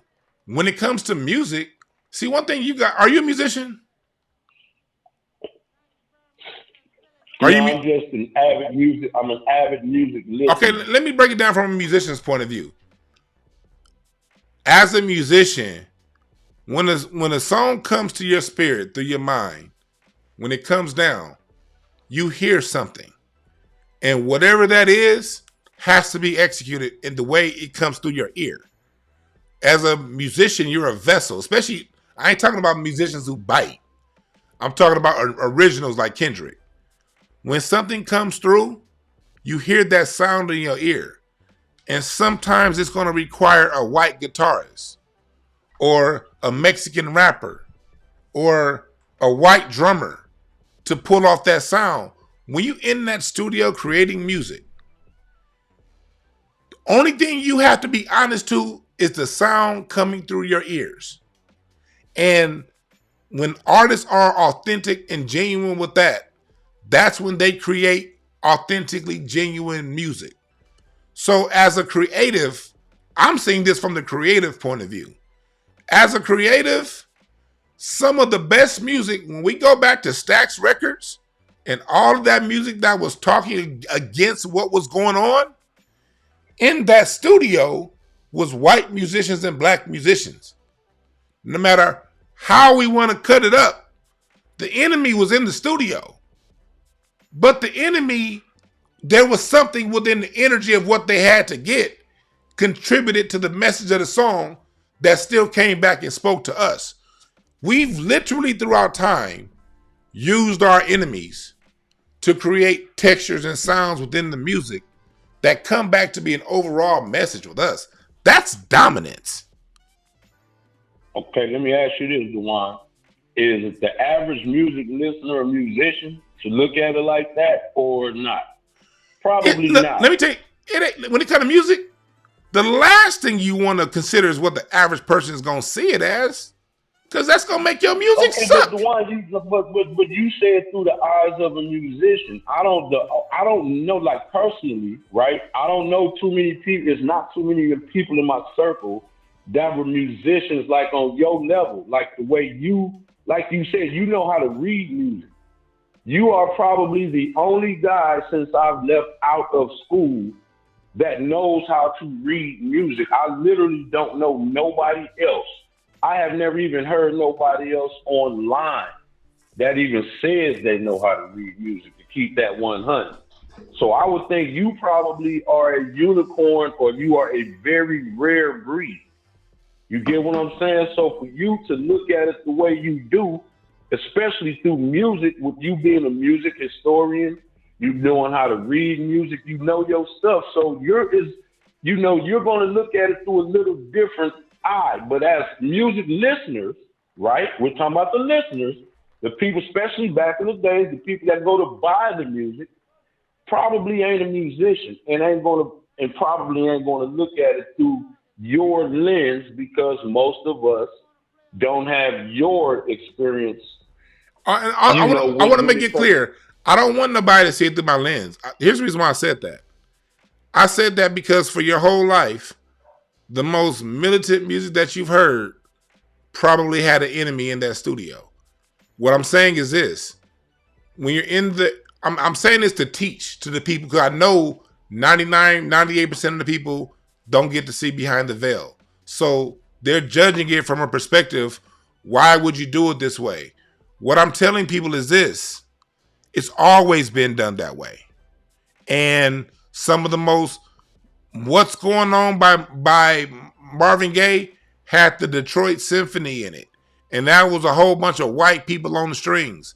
Al Green had white background singers. You dig what I'm saying? This is what we're talking about. The reason why I'm giving pushback to people is the very thing you're complaining about is an everyday Tuesday in the studio. And it's been that way since there's been recording studios. Miles Davis didn't fuck with white people, but he got with Getz, the Jewish guy, because that's what was needed to pull off that particular sound. And when it comes to music, music is a spiritual transmission from the ethers. And what goes on to make the music a thing is something that necessarily can't be explained. But these things all go into the overall message of the music. And so and this is 1960, we're talking about albums like Sketches of Spain and stuff like that from Miles Davis. He had to Gil Evans was white, and Miles Davis did not fuck with white people. But Sketches of Spain, Kind of Blue, some of the albums that turned the tide of music had Gil Evans the enemy right there in the studio. Motown, we're talking about Philadelphia International. And the reason why it's worked is because in that studio, there's a pecking order. Everybody know who God is. Everybody know who God is in that studio. Include the Mexicans know who God is. One more question. The white people know who God is. One more question. I gotta go because I gotta scram. I'm ready to go hit up this Golden Corral right here on our team. But let me ask you this: if you let's just say if you were interviewed, right? You're lefty now. You just black, and you gave that unsolicited. Oh well, man, you know it was solicited. It wasn't unsolicited. Cool. He was asked. It was solicited. No, okay, but what I'm saying is, my question is, if you had said, well, nah, I really don't want I don't want my daughter to bring no Mexican man home, I'd be like, what the fuck? Do you think that they would have put you on any collab? I'm gonna tell you right now, yeah, let me tell you something right now. People respect, outside of black people, respect honesty. They really do. My issue with a lot of black people is we live in this fantasy world where we don't want to hear it, and we're the biggest victims of it. I can personally attest. One of my contracts that I got, they saw some racially charged shit I said on my Twitter, and they were like, "Duane, we don't want you to get this contract." I stood my motherfucking ground, and guess what happened? I got the contract because people respect honesty out there in this world, no matter what people may think. Even if they don't agree with it, people respect when you 10 toes down for yours because they 10 toes down for theirs. Now, it's some people who might cower out. But people who 10 toes down for theirs, they'll look right past that because they feel the same way. Now let's go make this money together because you 10 toes down for yours. I'm 10 toes down for mine. We ain't going to mix, but we can make this money together. I'm a living testimony of somebody. You see how my social media is, the way my social media is? When people been telling me my whole life, don't be so open the way you talk about it. I get so much respect from people out there who don't fuck with black people because of my stance. Yeah. Okay, well, I feel you, Duane. It's all good. But look, your caller said Golden Corral is a white restaurant. And, nigga, I like it. They got a lot of good food there. I'm finna go eat. Hey, which one you at? Which one you at? Right here on Artesian, Bellflower. Off the 91? You know what I'm saying? I've been telling my wife. The 91. I've been telling my wife, because me and the wife be going to that Winco. And I've been saying I'm going to go to that Golden Corral, but I ain't been yet. I'm going to go. Me and the wife gonna go one of these days. It's cool, man. It's clean up in there, man. You know what I'm saying? They be having burn food up in there. I like it. You know what I'm saying? It's cool for me. I drive past it every time I go to mean? Winco or I go that way on the 91. So yeah, I'm a fucks with it. Yeah, it's cool, Dewan. It's cool. You'll like it. I think you'll like it. They got a lot of different food. The salad bar is the bomb. The salad and the fruit, if you into that. They got the blue cheese I'm crumbles. Gym rat, so that's my thing. So, I like their salads too, and their meatloaf. Their meatloaf is pretty good. Yeah. But before you got the phone, dog, just understand that brothers can see things slightly different and still got love and still move on. And I don't want you to change your opinion and all that stuff. We can see things slightly different. And we ain't nobody got to agree to disagree. Ain't nobody got to change how they think. I just like having a cool discourse about it. And thank you for that. Bro, I'm rock with you, Dewan. I'm always in your chat, bro. You know what I'm saying? Yes, sir. Bro, I'm always in your chat. You know what I'm saying? So I know you be seeing me because I'll be like Dewan motherfucking B. You know what I'm saying? I'm always in your chat, so I rock with you. Everybody's not gonna agree. The thing is, you're supposed to be able to agree to disagree and still be cool. I've seen too many when somebody don't agree with you. Oh, you bitch ass nigga. Oh, bro. Yeah, none of that. That's it. Yeah. You know what I'm saying? So it's all good, man. Y'all have a great night. Thanks for having me up, Dewan. I have a good one. Yes, sir. Hey, Quan, chill. Talking some buffet restaurants for church. I ain't been to a buffet restaurant since hometown. My cousin D-Ray, rest in peace, right before he got killed. That was the last time I saw him. That was because we was having like a family reunion for my family from Dallas was out here. And so that was like 20 years ago. That was the last time I've been to a buffet style restaurant. But but I get what people's concerns are about the lefty gunplay. But as a musician, people don't know what goes on into that studio. And when it comes to the authentic musicians, there's just a sound. And the song's never going to be right until that sound that's in your ears singing over and over and over and over and over and over again gets played out on record. It was funny. My wife was watching that Yacht Rock documentary with my father-in-law, with her dad. And that documentary, I got to go back and finish. I saw a part of it, but I got to go back and watch it all. But that Yacht Rock documentary. And my father-in-law was looking at all those musicians that was in that documentary. And he was just thinking he knew them all. Why did he know them all? Because those are the musicians that he would use for Lionel Richie, for Atlantic Starr, for Eddie Kendricks. Some of them white musicians, especially when he did that 80s, when he got to 80s Lionel Richie, bands like Toto, bands like them, he would use some of those. Richard Marx, he had Marx on that song All Night Long. All Night Long. He had Mark singing on that. Let me look at this. I'm gonna show you the picture. Y'all know that song? All Night Long. All night. Let me see here. I didn't say Siri. Shut up, bitch. Siri just be jumping all up in the conversation. God damn. I ain't talking to you, Siri. God damn. Tell some okay. Shut up.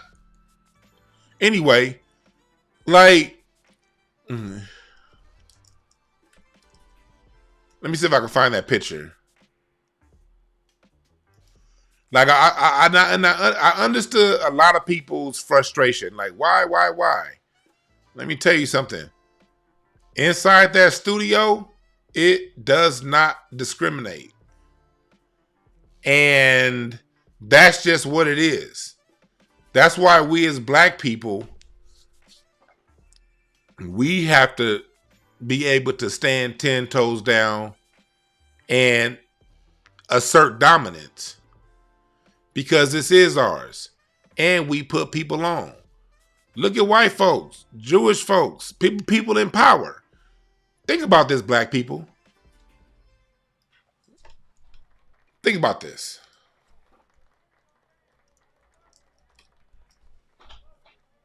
Other races, white folks, groups in power, use other races all the time. Let's think about this for a moment. Other races use black people, Mexicans, Asians. They use all the races all the time. And they still maintain ownership of their shit.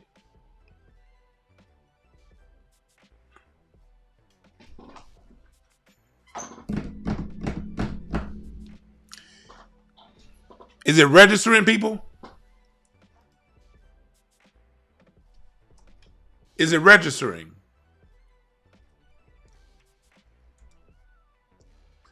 These other groups use us and everybody else all the time and still maintain dominance. What makes us any different?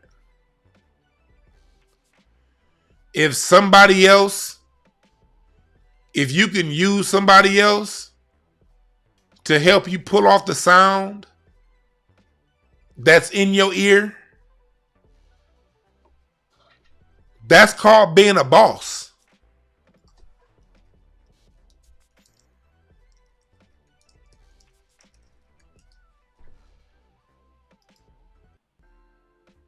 Do y'all hear where I'm coming from? Do you hear where I'm coming from?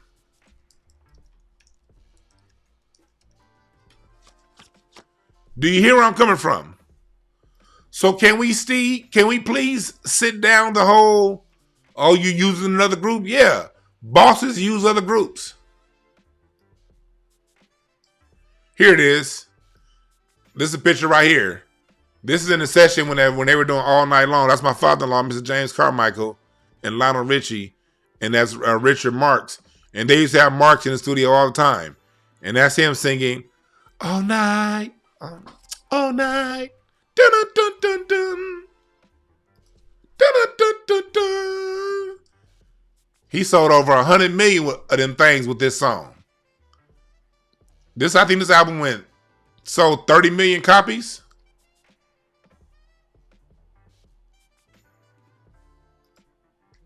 I think it sold 30 million copies.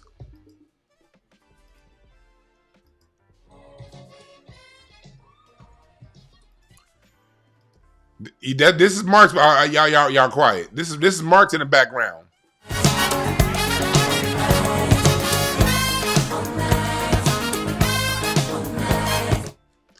He used over 100 musicians to pull that sound off. He used over 100 musicians between keys, strings, horns, and a white boy was in the studio.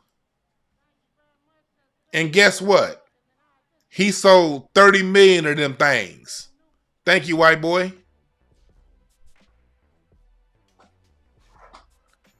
Thank you, Quan. It's business at the end of the day.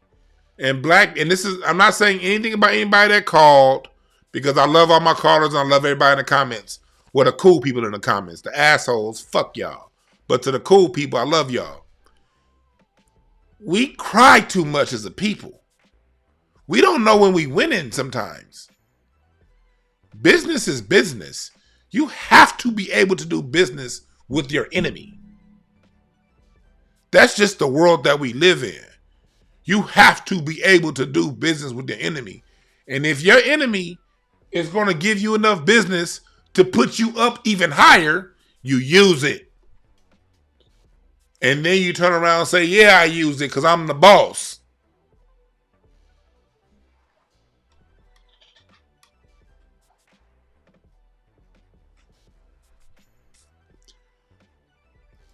There's some women background singers too on that song. It's a blend of background singers. It's some women singing background too. But Marks is one of the people singing background.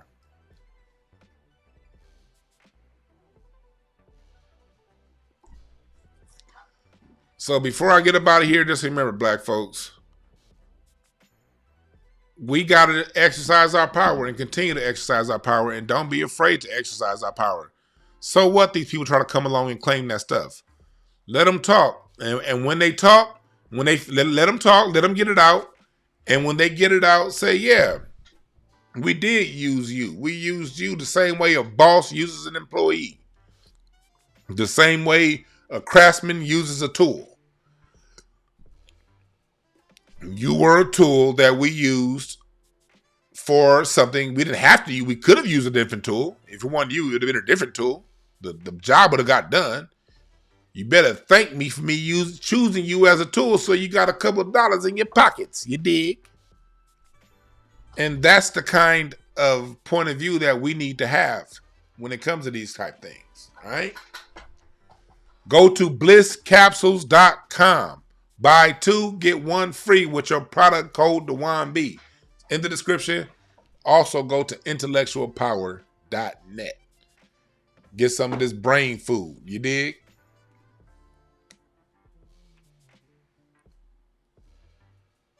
All right? Remember, there are no perfect messengers, only perfect messages for those willing to pick up the game. And you better thank a union member. Y'all stupid. Thank y'all again for listening. I'm out.